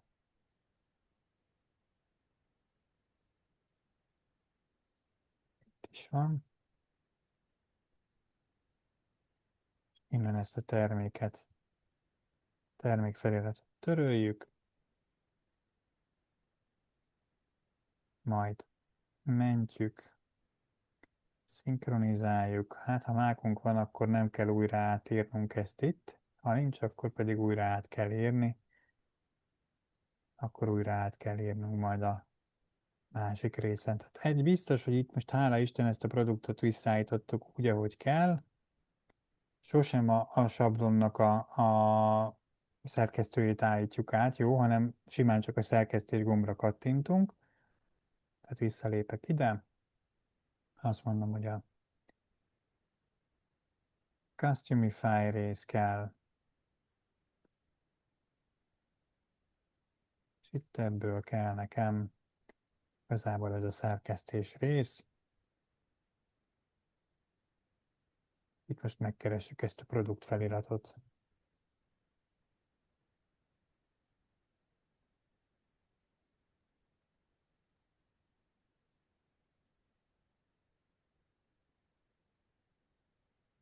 Hát ez sajnos ilyen szempontból jelen pillanatban kuka. Ilyenkor célszerű lenne igazából újra letölteni magát a sablonunkat, aztán felrakni. Én ezt megoldom neked mindjárt majd a szerveren, hogy ugyanazt a nyelvi fájlt fogod megkapni, mint a többiek, jó? Tehát egy kicsi utána járást igényel ez a történet, most annak, amit csináltunk. Na, most már van egy produkt feliratunk is simán csak, aha, most talán már így jó lesz. Ezt kitöröltük, és most újra beírjuk mögé azt, hogy termék.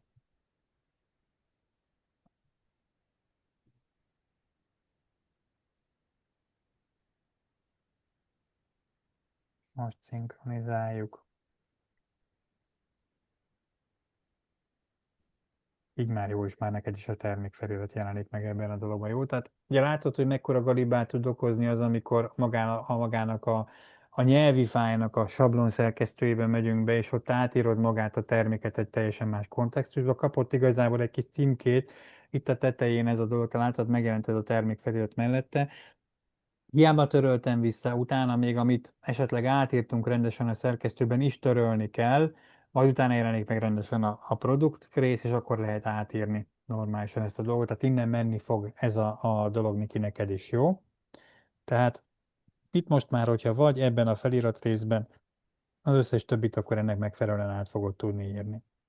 Oké, Virág, közben sikerült neked is eljutni idáig, vagy még mindig elakadtál valahol? Nem sikerült. Akkor hozd meg a képernyődet, hogy lássam, jó?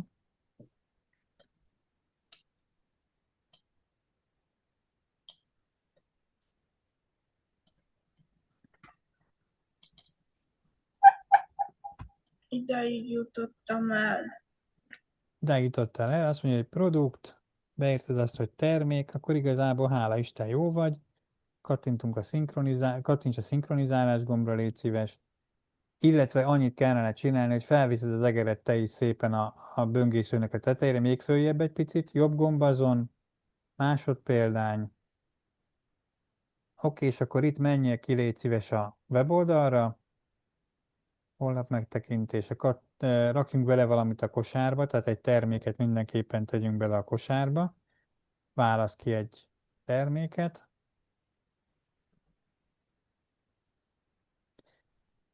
az elsőt, ezt a szemüveget tedd bele, légy szíves. Itt van a kosárba, teszem gomb.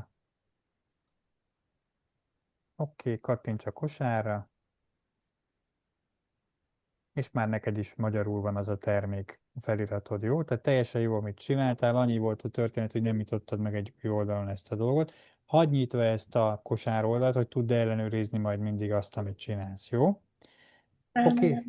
Oké, hölgyek, Zoli, urak. bocs, kérdezhetek egyet? Persze. Én az árat elkezdtem csinálni, szerintem ugyanúgy, mint a terméket, és nekem valamiért nem engedi beírni magyarul. Tehát ott rámentem, hogy szinkronizál, megvan a price, és ott nem enged a magyarba írni valamiért. Jó, nézzük meg, hozd meg a képernyődet, légy szíves. Oké.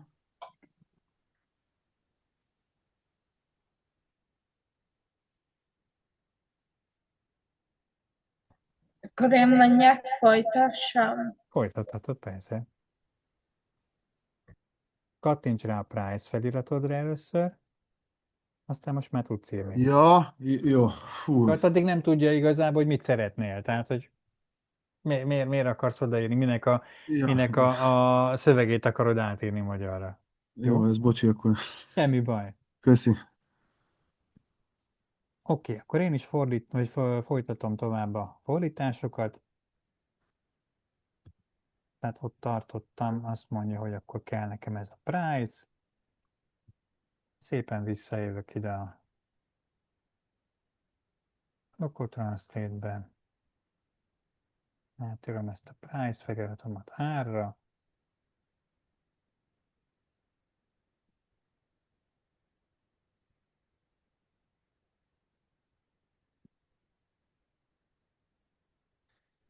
Aztán mentés,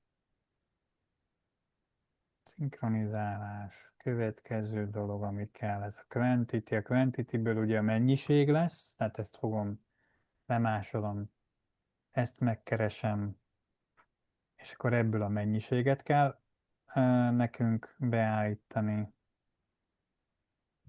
Tehát ez lesz a magyar megfelelője.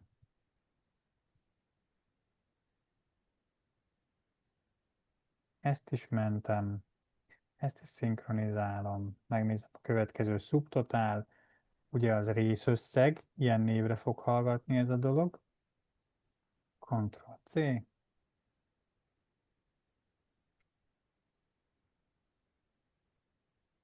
De ez a szubtotál nem csak itt fordul elő az oldalunkon, hanem majd a kis kosár lenyílóban is.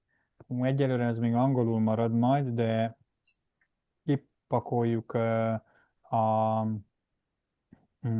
kosarunkat, majd akkor igazából már gatyába rázódik. Azt mondjuk, hogy részösszeg. Zoltán, az előzőnél a mennyiséget kell beírni? Igen, az a mennyiség. ez a részösszeg, én most frissítek is egyet az oldalon, hogy lássuk, hogy akkor ezek már megvannak. Akkor van itt egy ilyen, hogy kuponkód, na ezt nem tudom lemásolni, viszont be kell írnom mindenképpen. Coupon Code, ilyen néven hallgat ez a dolog. Coupon Code, itt van kuponkód. De azt írom, hogy kuponkód. Mentem, szinkronizálom. És van még egy ilyen nekem, hogy update kárt. Húbuda tetszart.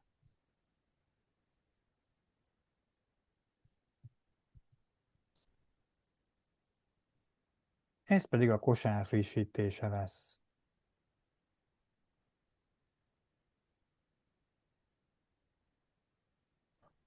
Viszont én nem maradtam a mennyiségnél.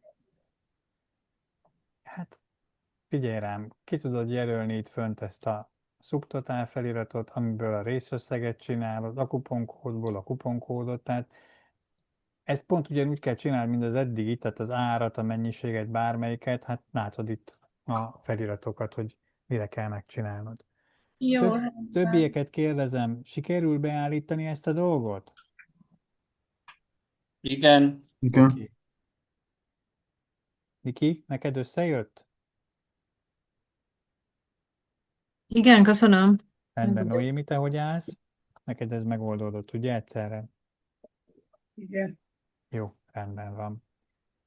Hölgyek, urak, akkor én azt mondom, hogy most tartunk egy pici szünetet, jó? És akkor igazából a kosár oldalunknak a fordításaival készen vagyunk, és akkor igazából arra kérlek, Virág, esetleg, hogy írd föl, hogy részösszeg, kuponkód, illetve kosár frissítése, és ezeket itt a szünet alatt te szépen be tudod frissíteni, és akkor rendben lesz legalább a kosár oldalon. Ugye a pénztár oldalon még lesznek majd fordításaink, illetve még egy dolgot hadd mutassak nektek, mivel a kosárba tettem most egy terméket, itt van a kosárban nekem ez az óra, és itt is ez a subtotál felirat jelenik meg. Ezt a subtotált az előbb átírtuk már, ezt kell majd még egy kicsit megnéznünk, hogy ezzel mi a helyzet, jó? Nálam most van 14:22, az azt jelenti, hogy akkor 14:42-kor folytatjuk tovább, jó? Tehát a többieknek is mondom, akik most jelen pillanatban nincsenek itt az órán, hogy szépen kezdjétek el rendszerezni azokat a dolgokat, amiket eddig csináltunk, és hogyha esetleg valami nem teljesen úgy működik, ahogy kell, és nem tudod a videó alapján megcsinálni, amit itt a óra után feltöltöttem, akkor szóljatok, jó? Szépen lassan eljutunk odáig, hogy lesz egy utolsó óránk, ahol vizsgázni kell. Ugye erről beszélgettünk itt az óra elején, ott viszont ugye kérdések lesznek, tehát olyan jellegű kérdésekre számítsatok, mind amiket itt az órán felteszek a többiek számára, jó? Tehát biztos, hogy mindenki kérdést fog kapni, legalább 3 az utolsó órán. Úgyhogy azért arra kérlek szépen benneteket, hogy erre készüljünk valamilyen úton, módon. Ezek biztos, hogy az órán használt bővítményekkel kapcsolatosak, vagy itt az órán elkészített dolgokkal kapcsolatosak. Jó? Természetesen lesz még róla szó itt az elkövetkezendő pár órában, hogy konkrétan milyen jellegű kérdések lehetnek. Fogunk beszélgetni róla, nem olyan dolgokat szeretnék feltenni majd itt az utolsó órán, amire nem tudtok válaszolni, csak olyanokat, amiket itt azért az órán át is beszéltünk. Jó, ott tartottunk a szünet előtt, hogy a kosár oldalon igazából sikerült akkor minden feliratunkat szépen gatyába rázni. Meg is hoztam a képernyőmet, és akkor itt igazából most már minden magyarul szerepel nekünk. Ha most átmegyünk a pénztár oldalhoz, tehát azt mondom, hogy tovább a pénztárhoz, erre a gombra kattintok, akkor itt a pénztár oldalon már is látjuk, hogy itt is azért szerepel egy pár ilyen felirat. Van, azt mondja, hogy ilyen, hogy have a coupon, click here to enter your code, erre rákattintok, akkor itt megint megjelenik igazából nekünk egy kis felirat. Ezt kellene rendbe rakni, illetve van egy ilyen your order feliratunk, itt az összegzőnél, és jövök egy picit lejjebb, talán máshol már nincsen semmiféle ilyen angol feliratunk. Ezeket kellene első körben megcsinálni. Jó, tehát azt mondom, hogy kijelölöm egyrészt ezt a Have a Coupon feliratot. Ez a Ctrl-C. pénztároldal? Ez a pénztároldal, igen. És akkor szépen visszamegyek ide a sablonomnak a Logotranslate részéhez, ide pedig beillesztem ezt a dolgot. Attól függően, hogy éppen magázódsz, vagy tegeződsz az oldalon, kell ennek megfelelően, ugye itt most ezt a kérdést megfogalmaznunk. Nagyon érdekes kérdés egyébként, hogy melyik a jobb, hogy magázódunk egy weboldalon, vagy egy webáruházban, vagy inkább tegeződünk. Attól függ, hogy ki a célközönség elsősorban. Valahogy azt mondják a marketingesek, hogy az a jobb megoldás, hogyha inkább a tegeződést választjuk az oldalon, mert akkor olyan belsőségesebb viszony alakul ki alapvetően a dolgok között. Úgyhogy ezért ennek megfelelően mi is inkább tegeződni fogunk. Ez a Have a kupon feliratot, azt írom, hogy rendelkezel kuponnal, jó? Tehát ez lesz a magyar fordítás ennek a dolognak, hogy rendelkezel kuponnal, kérdőjellel itt a végén.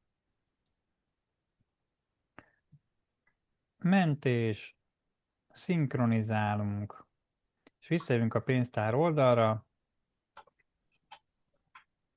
Ez a click here to enter your code, ezt másoljuk ki, és nem kötelező pont ugyanazt a szöveget teljes magyar fordítással leírni. Itt most ezt fogjuk tenni, jó? Tehát azt mondom, hogy beírom ide ezt, és ugye nem azt fogom beírni, hogy kattints ide és add meg a kódot, hanem azt, hogy ha igen, kattints ide. Jó, tehát rákattintok erre, és azt írom a magyar fordításhoz, ha igen, vessző, kattints ide, felkiáltójellel. Te magad szabol testre ezeket a szövegeket, és ennek megfelelően kell igazából utána mentened,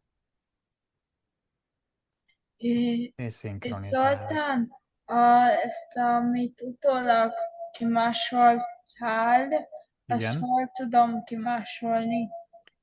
Mert ha visszajössz a lassabban pénztár így. oldalra, nézd ide, itt van ez a Have a Coupon, és itt van mellette ez a Click here to enter your code, ezt kell kimásolni, és ezt rakod bele igazából oda. Ó, akkor rossz helyre írtam az előzőt. Hát akkor azt javítsd ki. De már nem emlékszem. Hát ez a felirat van ott, hogy Have a Coupon. Tehát ezt kell oda beírnod. Én a izére írtam a termék rendelkezel kuponnal. Ez a termék fölé került. Ja, tehát ide?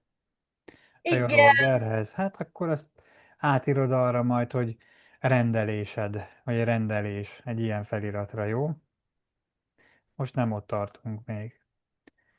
Következő, hogyha sikerült igazából ezt a kettőt itt gatyába rázni, akkor az if you have a coupon code, please apply it below. Tehát azt mondjuk, hogy ezt lemásoljuk, és akkor ehelyett, a szöveg helyett pedig beírjuk azt, hogy add meg itt a kuponkódot.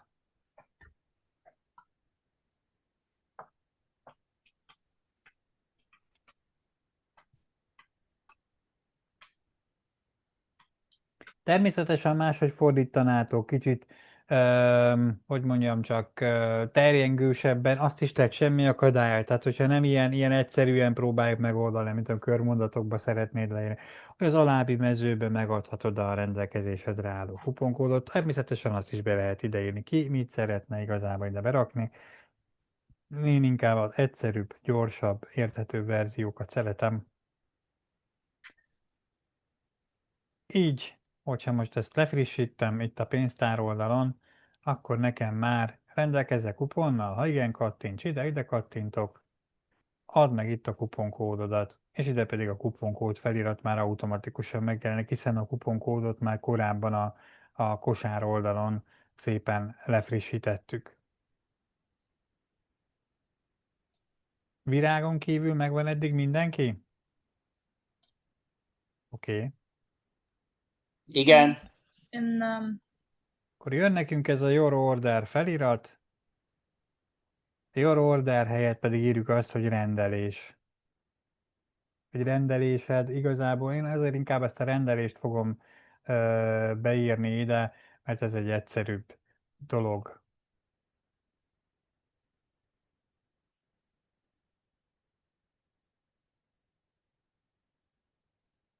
Vagy rendelés összegző, kinek hogyan tetszik.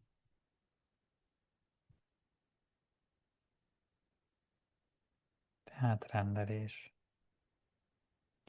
Mentünk, szinkronizálunk.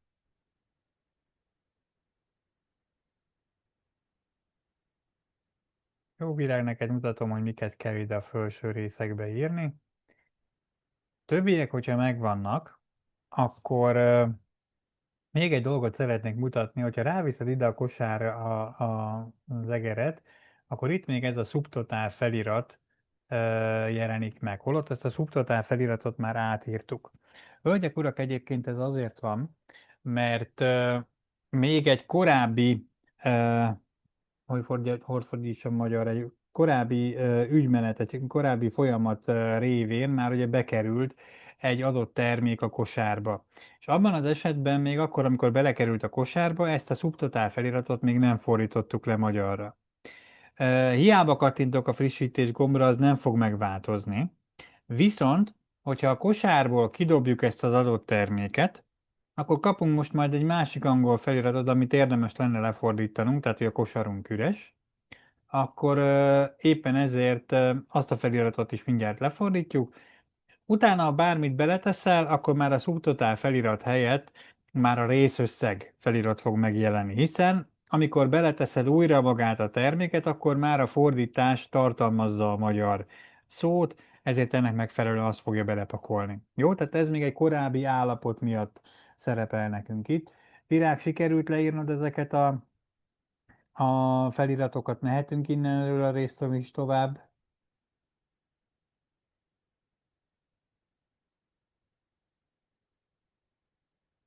Jó, virág eltűnt, akkor mi megyünk tovább. Tehát visszajövünk ide a kosárrészhez, és azt mondom, hogy itt a kosárból egyszerűen a kis X-el eltávolítom a termékemet. Itt azt mondja, hogy jelenleg a kosár üres, viszont ha felviszem a kosárra az egeremet, nézzétek meg, ez a No Products in the Cart felirat jelenik meg, tehát ezt fogjuk meg és jelöljük ki.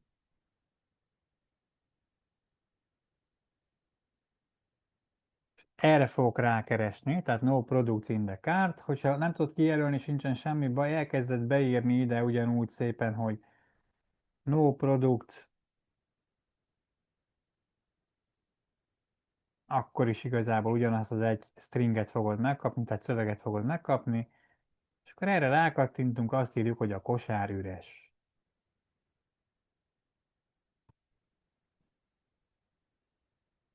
Jó. És most szintén mentek egyet rajta, szintén szinkronizálok egyet rajta, bejövök ide a kosárhoz, frissítem magát az oldalt, ugye azt írja, jelenleg az üres a bevásárlókosár, ráviszem ide az egeremet, kezdő oldalon. Ugye még mindig a korábbit tölti be nekem, tehát hiába frissítettem ezt a dolgot, még mindig ugye nem változott meg, nem azért, mert nem írtam át jól írtam át, hogy beleteszek a kosárba valamit. Beleteszem ezt a szemüveget, akkor egyrészt nézzétek meg, a szubtotál feliratunk már részösszeg lett. Ha rámegyek a kosárra, és a kosárból kitörlöm magát a termékemet,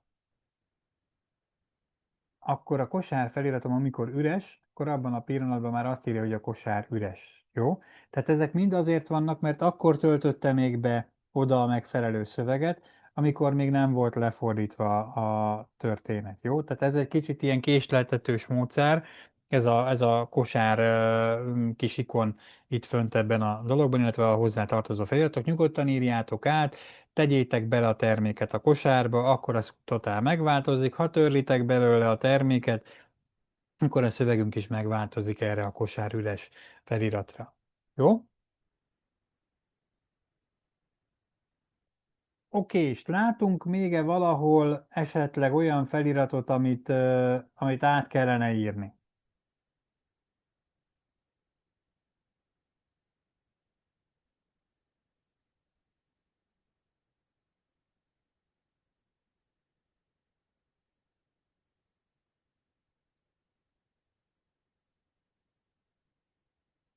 Ugye ott, ahol mennyiségi kedvezményünk volt, ezeket a feliratokat ugye magának a mennyiségi kedvezmény bővítménynek a beállításai között meg tudtuk csinálni, tehát ezzel ott nem volt igazából gondunk. Kapcsolódó termékeknél sem volt ilyen gondunk.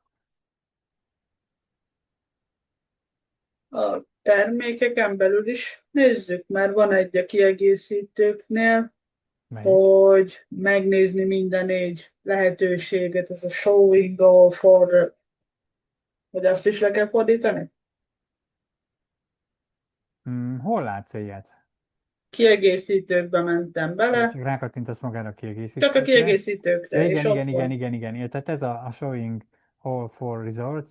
Tehát igazából ezt is le lehet fordítani, ezt a dolgot is le lehet fordítani nyugodtan, tehát hogy szeretnéd, azt mondjuk, hogy Ctrl-C-vel lemásolod, és ez ugyanúgy a sablonban van benne, tehát a sablon beállításai között fogod megtalálni a dolgot. Tehát ha bejövünk ide, ez egy érdekes dolog is lesz, nem is baj, hogy felhoztad ezt a dolgot, nem fogjuk megtalálni ezt a stringet így, tehát csak annyit írjál be, hogy showing all,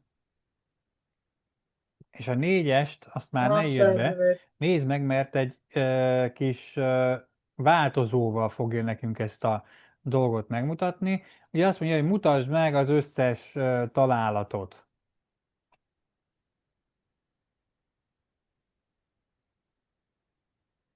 Jó, tehát ezt igazából le lehet fordítani magyarra, egyetlen találat esetében, többes szám esetében, jó? Tehát ugye itt most azt mondja, hogy én azt szoktam igazából idején, hogy találatok száma és kettős pont után szoktam betenni ezt a százalék D-t, ugyanezt szoktam beírni a többes számhoz is. Jó? Tehát ezt akár felfoghatjuk így is, nem kell kifejezetten az angol után menni. Itt tudom, én azt mondom, hogy a találatok száma kettős pont, és ide ezt írom be, hogy százalék D. Fontos, hogy ennek a százalék D-nek szerepelnie kell benne, különben, ha ezt nem írod be, akkor reklamál érte a Locotranslate, és nem is engedi elmenteni. Tehát ott, ahol változó van, ugye ezt a 4-est ő mindig behelyettesíti, ha 26 terméked lenne, akkor ugye a 26-ot írná ide ennek a helyére. Tehát egyrészt az egyetlenhez, másrészt a többes számhoz is érdemes ugyanezt a dolgot beírni, és lehet menteni, lehet szinkronizálni ezt a dolgot, és akkor itt szépen megnézzük ezt a feliratot. Találtok száma 4, tehát itt már mutatja is nekünk ezt a dolgot, így ennek megfelelően, jó? Nyugodtan nézegessétek végig ezeket a feliratokat, akár az oldalon, és akkor lehet vele játszani, hogy ez, amit le lehet fordítani. Minden, ami az oldal keretében szerepel, ilyen jellegű dolog, tehát ami a webáruháznak az oldal keretében, vagy tényleg a kosár oldalon, vagy a pénztár oldalon van, alapértelmezetten a Customify sablonban benne van. Ugye, ahogy mondtam, ezt a WooCommerce ugyan lefordítja, viszont a sablon erősebb ebből a szempontból, tehát ő fölötte áll ennek a fordításnak, ő a sajátját próbálja használni ilyenkor, ezért mentünk be a Local Translate-en belül a sablonok közé, és választottuk ki ugye az aktuális sablonokat, ezt a Customify-t. Ha nem a Customify sablonnal dolgoznál, esetleg az Elementorral dolgoznál például, és ahhoz kapcsolódom mondjuk Hello Elementor sablonnal, vagy Generate Press-szel, vagy bármelyik más sablonnal, akkor ugye annak a sablonnak a beállításaiba bele tudsz menni, és akkor ott ugyanúgy meg tudod változtatni a különböző dolgokat. Egyébként a Customify is nagyon-nagyon jól működik együtt az Elementorral. Noémi, hogyha akarod használni, akkor érdemes. Jobb egyébként szerintem a Customify, sokkal több mindent meg lehet benne csinálni, meg egyszerűbben, mint ez a Hello Elementor sablon, vagy mondom, hogy a Generate Preset szokták még hozzá használni, mert ez megint ilyen mindenre való dolog. Kicsit bonyolultabb annak is a működése, mint szerintem a Customify-nak. Zoli, bocs, nekem nem csináltam meg az utolsót, eltüntette az angolt, viszont a magyar nem jelent meg. Jó, tehát nézzük meg akkor a kiegészítőkben. képernyődet, hogy mi lehet abban. Oké, Oké, és tehát azt mondja, hogy eltüntette onnan a dolgot, rendben viszont van. nincs itt a magyar. Menjünk a Local Translate részéhez. Gyere kicsit lejjebb. Showing all, oké, kattints rá, légy szíves. Ez az egyetlen rész, és a többes számhoz is beírtad? Átkattintottál a Ja, többes azt nem. számra? Ugye azért fontos, mert ugye amikor egyetlen találat van, akkor kiírja, amikor meg több találat van, mint jelen esetben ugye ez a 4, most ez üresen hagytad, tehát kvázi egy üres feliratot teszünk oda be. Találatok száma, 2 pont, és akkor ez a Százalék D? százalék D, így van. Ezt nem csináltam meg, akkor ez lehet. Ugye ilyenkor, amikor többes szám is van, meg egyes szám is van, akkor mind a kettőt be kell írogatni. Jó, ha Ezt akkor nem megnézed, figyeltem, jó, jó. befrissíted, akkor működni fog ez a dolog. Aha, ott van. Szuper, Jó, köszi. nincs mit.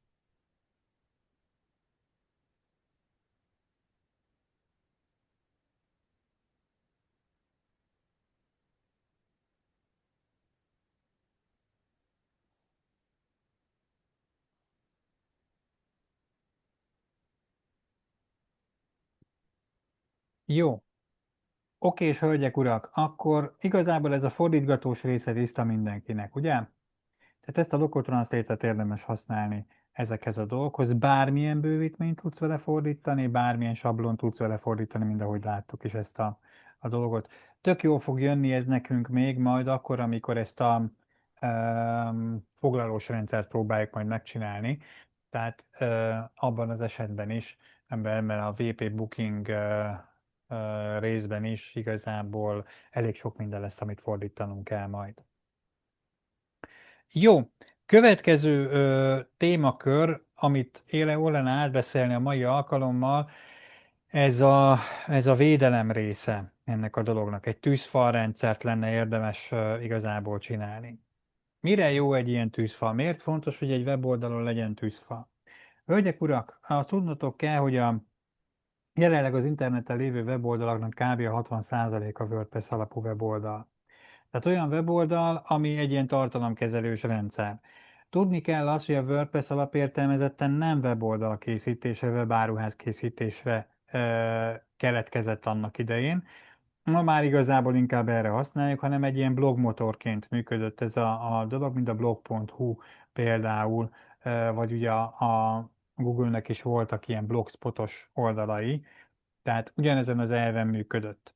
Az eredeti WordPress.com-on, hogyha felmentek, vagy WordPress.net-re, ha felmentek, ott még a mai napig lehet használni, és lehet regisztrálni olyan kvázi WordPress oldalakat, amik kifejezetten ilyen bejegyzés alapú blogra épülő történetek, tehát erre lehet ezt az egészet használni.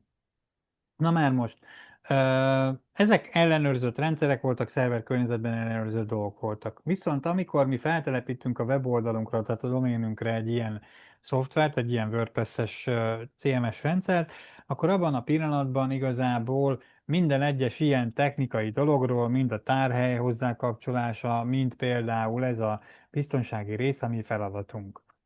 Ezt a biztonsági részt jó, hogyan megcsináljuk. Éppen ezért ezt a All-in-One VP Security-t lenne érdemes telepítenünk. Rengeteg olyan szoftver van, ami alkalmas erre a dologra.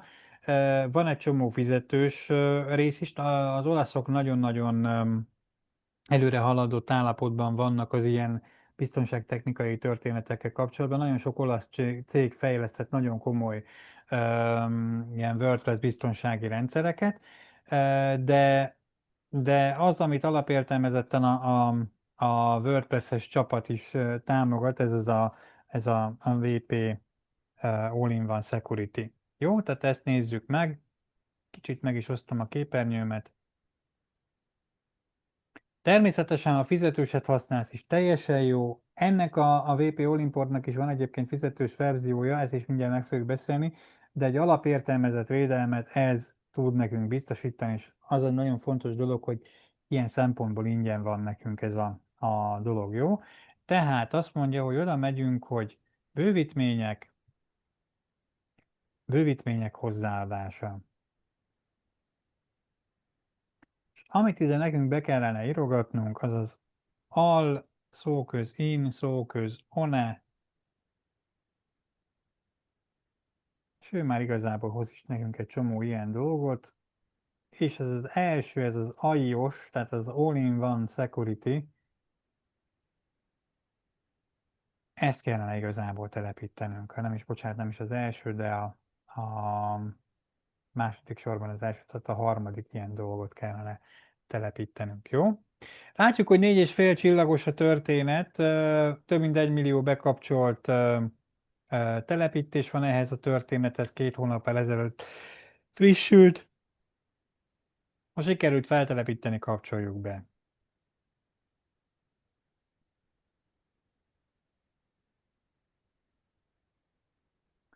Itt a menünkben igazából megjelenik egy ilyen AIOS nevű rész, és elég sok minden van, amit be tudunk ebben állítani. Jó, tehát ezzel fogjuk kezdeni. Szóljatok, ha sikerült telepíteni és rendelkezésre áll maga a szoftver itt nekünk a Kész. oldalon. Kész van. Oké. Kész van. Niki, neked sikerült?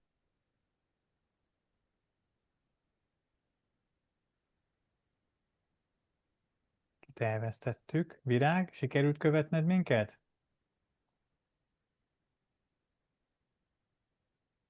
Virágot is elvesztettük. Jó, akkor nézzük meg közösen ezt a dolgot. Azt mondja, hogy AIOS. Ráviszem az egeret, és azt mondom, hogy rákattintok erre a dashboard részre, tehát az ő vezérlőpultjára.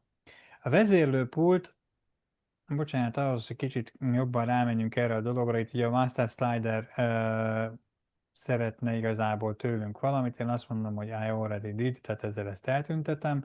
Magát ezt a csomagpontos dolgot, ezt csukjuk be egyelőre, de ne fogadjuk még el úgy, hogy még meg ezeket a beállításokat meg kell csinálnunk. Maga az All-in-One Security már kapásból figyelmeztet is minket, hogy mi egy PHP alapú tűzfalat kellene, hogy létrehozzunk, ami egy ilyen jobb biztonságot tudna adni a weboldalunknak, és ezt ezzel meg is lehetne oldani. Szeretnéd-e, hogy már magát a beállítást elindítsuk? Kicsit később mindjárt neki fogunk állni beállítani, de itt a vezérlőpulton keresztül szeretnék egy pár dolgot megmutatni nektek. Kicsit vagy lejjebb tekeltek, itt a következőt látjátok, hogy van a weboldalnak a védelmének az erőssége jelen pillanatban. Ez a dolog azt mondja, hogy jelen pillanatban 25 pontos védettsége van a weboldalunknak. Ezek szerint valamit már jól csináltunk, hogy legalább 25 pontot kaptunk ezért a dologért, tehát nem teljesen védtelen, de hát azért ez egy nagyon gyenge lábakon álló védelem, ami jelen pillanatban rendelkezésre áll. Körülbelül olyan 280-260 környéki pontszámra fel fogjuk tudni húzni a weboldalunkat most így csak a beállításokkal. Természetesen lehetne tovább is húzni ezt a dolgot, ugye ezeket már ilyen prémium megoldásokkal meg lehet csinálni, tehát az már az előfizetős rendszer, de ez is, amit most majd beállítunk is, fog annyit védeni, hogy nem fogják tudni feltörni az oldalunkat kapásból. Oké. Ha megvan nekünk ez a kis felirat, hogy szeretnénk-e beállítani ezt a dolgot, akkor kattintsunk ide a Setup Now feliratra.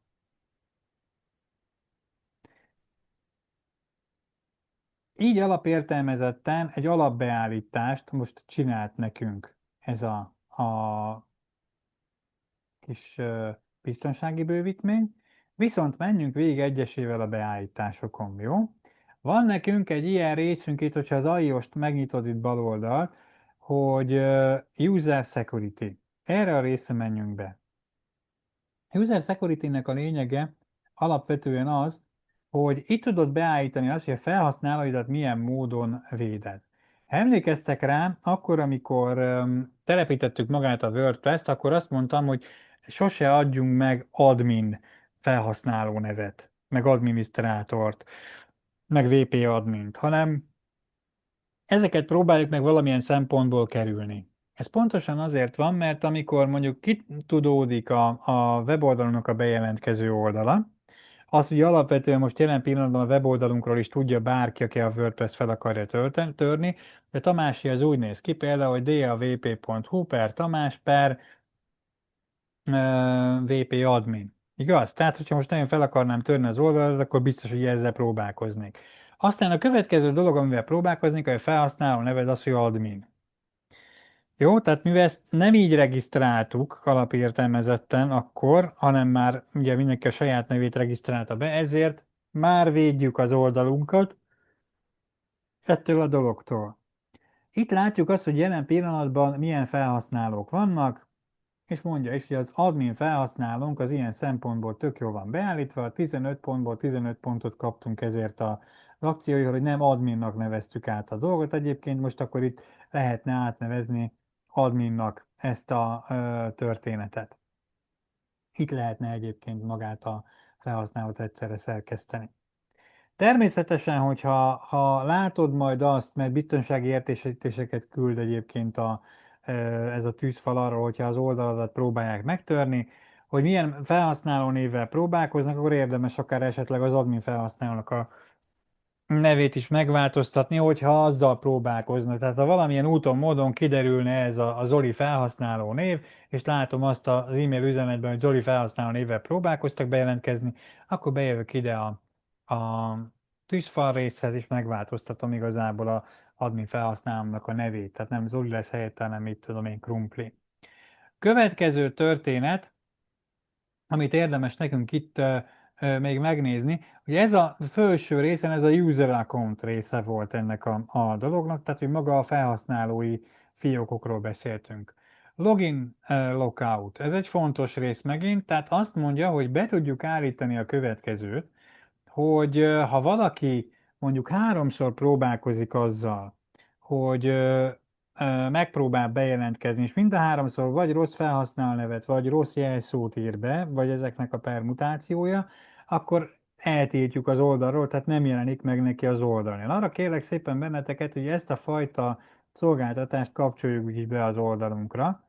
Tehát itt bekapcsolom a kis pipát az Enable Login Logout feature-rel, és azt mondja, hogy engedélyezem ezeket a kéréseket, mégpedig, hogyha maximum 3-szor rosszul adta meg ezt a dolgot 5 percen belül, akkor én kizárom az oldalamról mondjuk 60 percig, vagy 120 percig, vagy ameddig akarod. Tehát ezt a részét át lehet írni, hogy meddig zárod ki az emberkét. Na most képzeld el a következőt, hogy van mondjuk weboldal szerkesztőd, aki böszmén másnapos, bemegy dolgozni, és elüti 3-szor a felhasználó nevét vagy a jelszavát.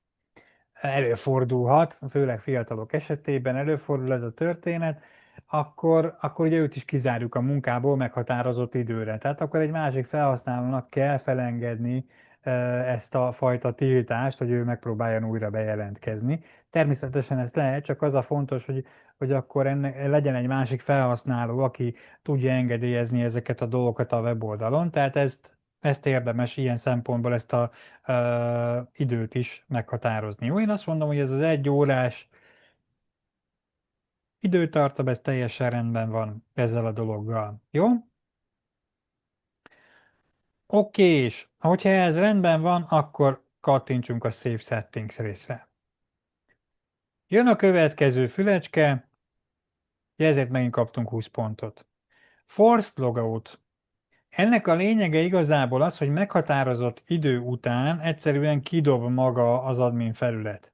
Bejelentkeztél a weboldaladra, elkezdtél vele dolgozni, aztán felálltál az asztaltól, elmentél itt egy kávét, elvitted a kutyát sétálni, hógolyóztál egyet a gyerekkel, eltett 2,5 óra, a számítógéped az még mindig be van jelentkezve a WordPress felületedre, bárki odaül igazából a készülék elé, akkor abban a pillanatban ezt tudja módosítani. Igaz? Na most, ha viszont beállítod azt, hogy mennyi idő után automatikusan jelentkezzen ki ez a felület, akkor ezzel egyrészt megint meg tudod védeni ezt a történetet. 5 pontot tudunk kapni ezért a dologért, én azt mondom, hogy ezt be is állítom, ezt a dolgot. Méghozzá azt mondom, hogy én nem 60 percen után szeretném kizárni ezt a dolgot, hanem azon gondolkodom, hogy mi célszerű. Tehát itt az órán mi 3 órát legalább dolgozunk esetleg ezzel a dologgal, tehát jó lenne ezt mondjuk 180 percre állítani, ezt a dolgot, jó? Hogy mi miatt lehetett ez az egész. Kattintsunk a Save Settings részhez, és így igazából ez azt jelenti, hogy 180 perc használat után egyszerűen kilép maga a WordPress, és újra be kell jelentkezned. Jó? Tehát ezzel ezt állítottuk be, ez megint egy ilyen biztonsági történet. Akkor is ugyanúgy kidob, hogyha éppen dolgozok rajta. Pontosan, igen, ezt akartam mondani, tehát ez a hátránya ennek a történetnek. Tehát az akkor érdemes ezt a dolgot már használni, amikor már átadod Csak magát rendszerre, a rendszert, tehát rendszerüzemeltetést csinálsz. Tudod azt, hogy a felhasználó, aki dolgozik benne, az mit tudom én, maximum 1 órás munkát fog benne végezni, akkor mit tudom én, 1,5 órára beállítod, akkor biztos, hogy ez így rendben fog működni. Nagy védelmet ad egyébként ez a történet, tehát képzeljétek, hogy hány helyen volt már ilyen, hogy valaki felállt az asztaltól, és akkor tudom, az őt helyette valaki, és ökörködött egyet a weboldalon. Tehát ezt ugye el se képzeljük, hogy ez miért jó, de működőképes probléma alapvetően. Következő ilyen dolog, ez a logged in users, tehát meg tudjuk nézni azt, hogy kik azok a felhasználók, akik jelen pillanatban be vannak jelentkezve rajta kívül. Jó, tehát hogyha több felhasználó lenne, igazából aki a weboldalt használ, akkor itt látod, hogy abban az adott időpillanatban kik azok, akik be vannak jelentkezve. Ha látsz itt egy gyanús felhasználó nevű emberkét, akkor abban a pillanatban ki tudod dobni, alsó át tudsz menni gyorsan a felhasználók közé, és törlöd azt a gyanús nevű felhasználót, vagy éppen leveszed a jogosultságát admin felhasználóról másra, jó? Tehát itt éppen a weboldalon bárhol a világon bejelentkezett felhasználókat fogod látni. Ez egy webáruházban nagyon fontos dolog, hogy lássuk, kik azok, akik jelen pillanatban a webáruházban benne vannak. Aztán a következő fülecskével be tudjuk állítani azt, hogy csak kizárólag manuálisan lehet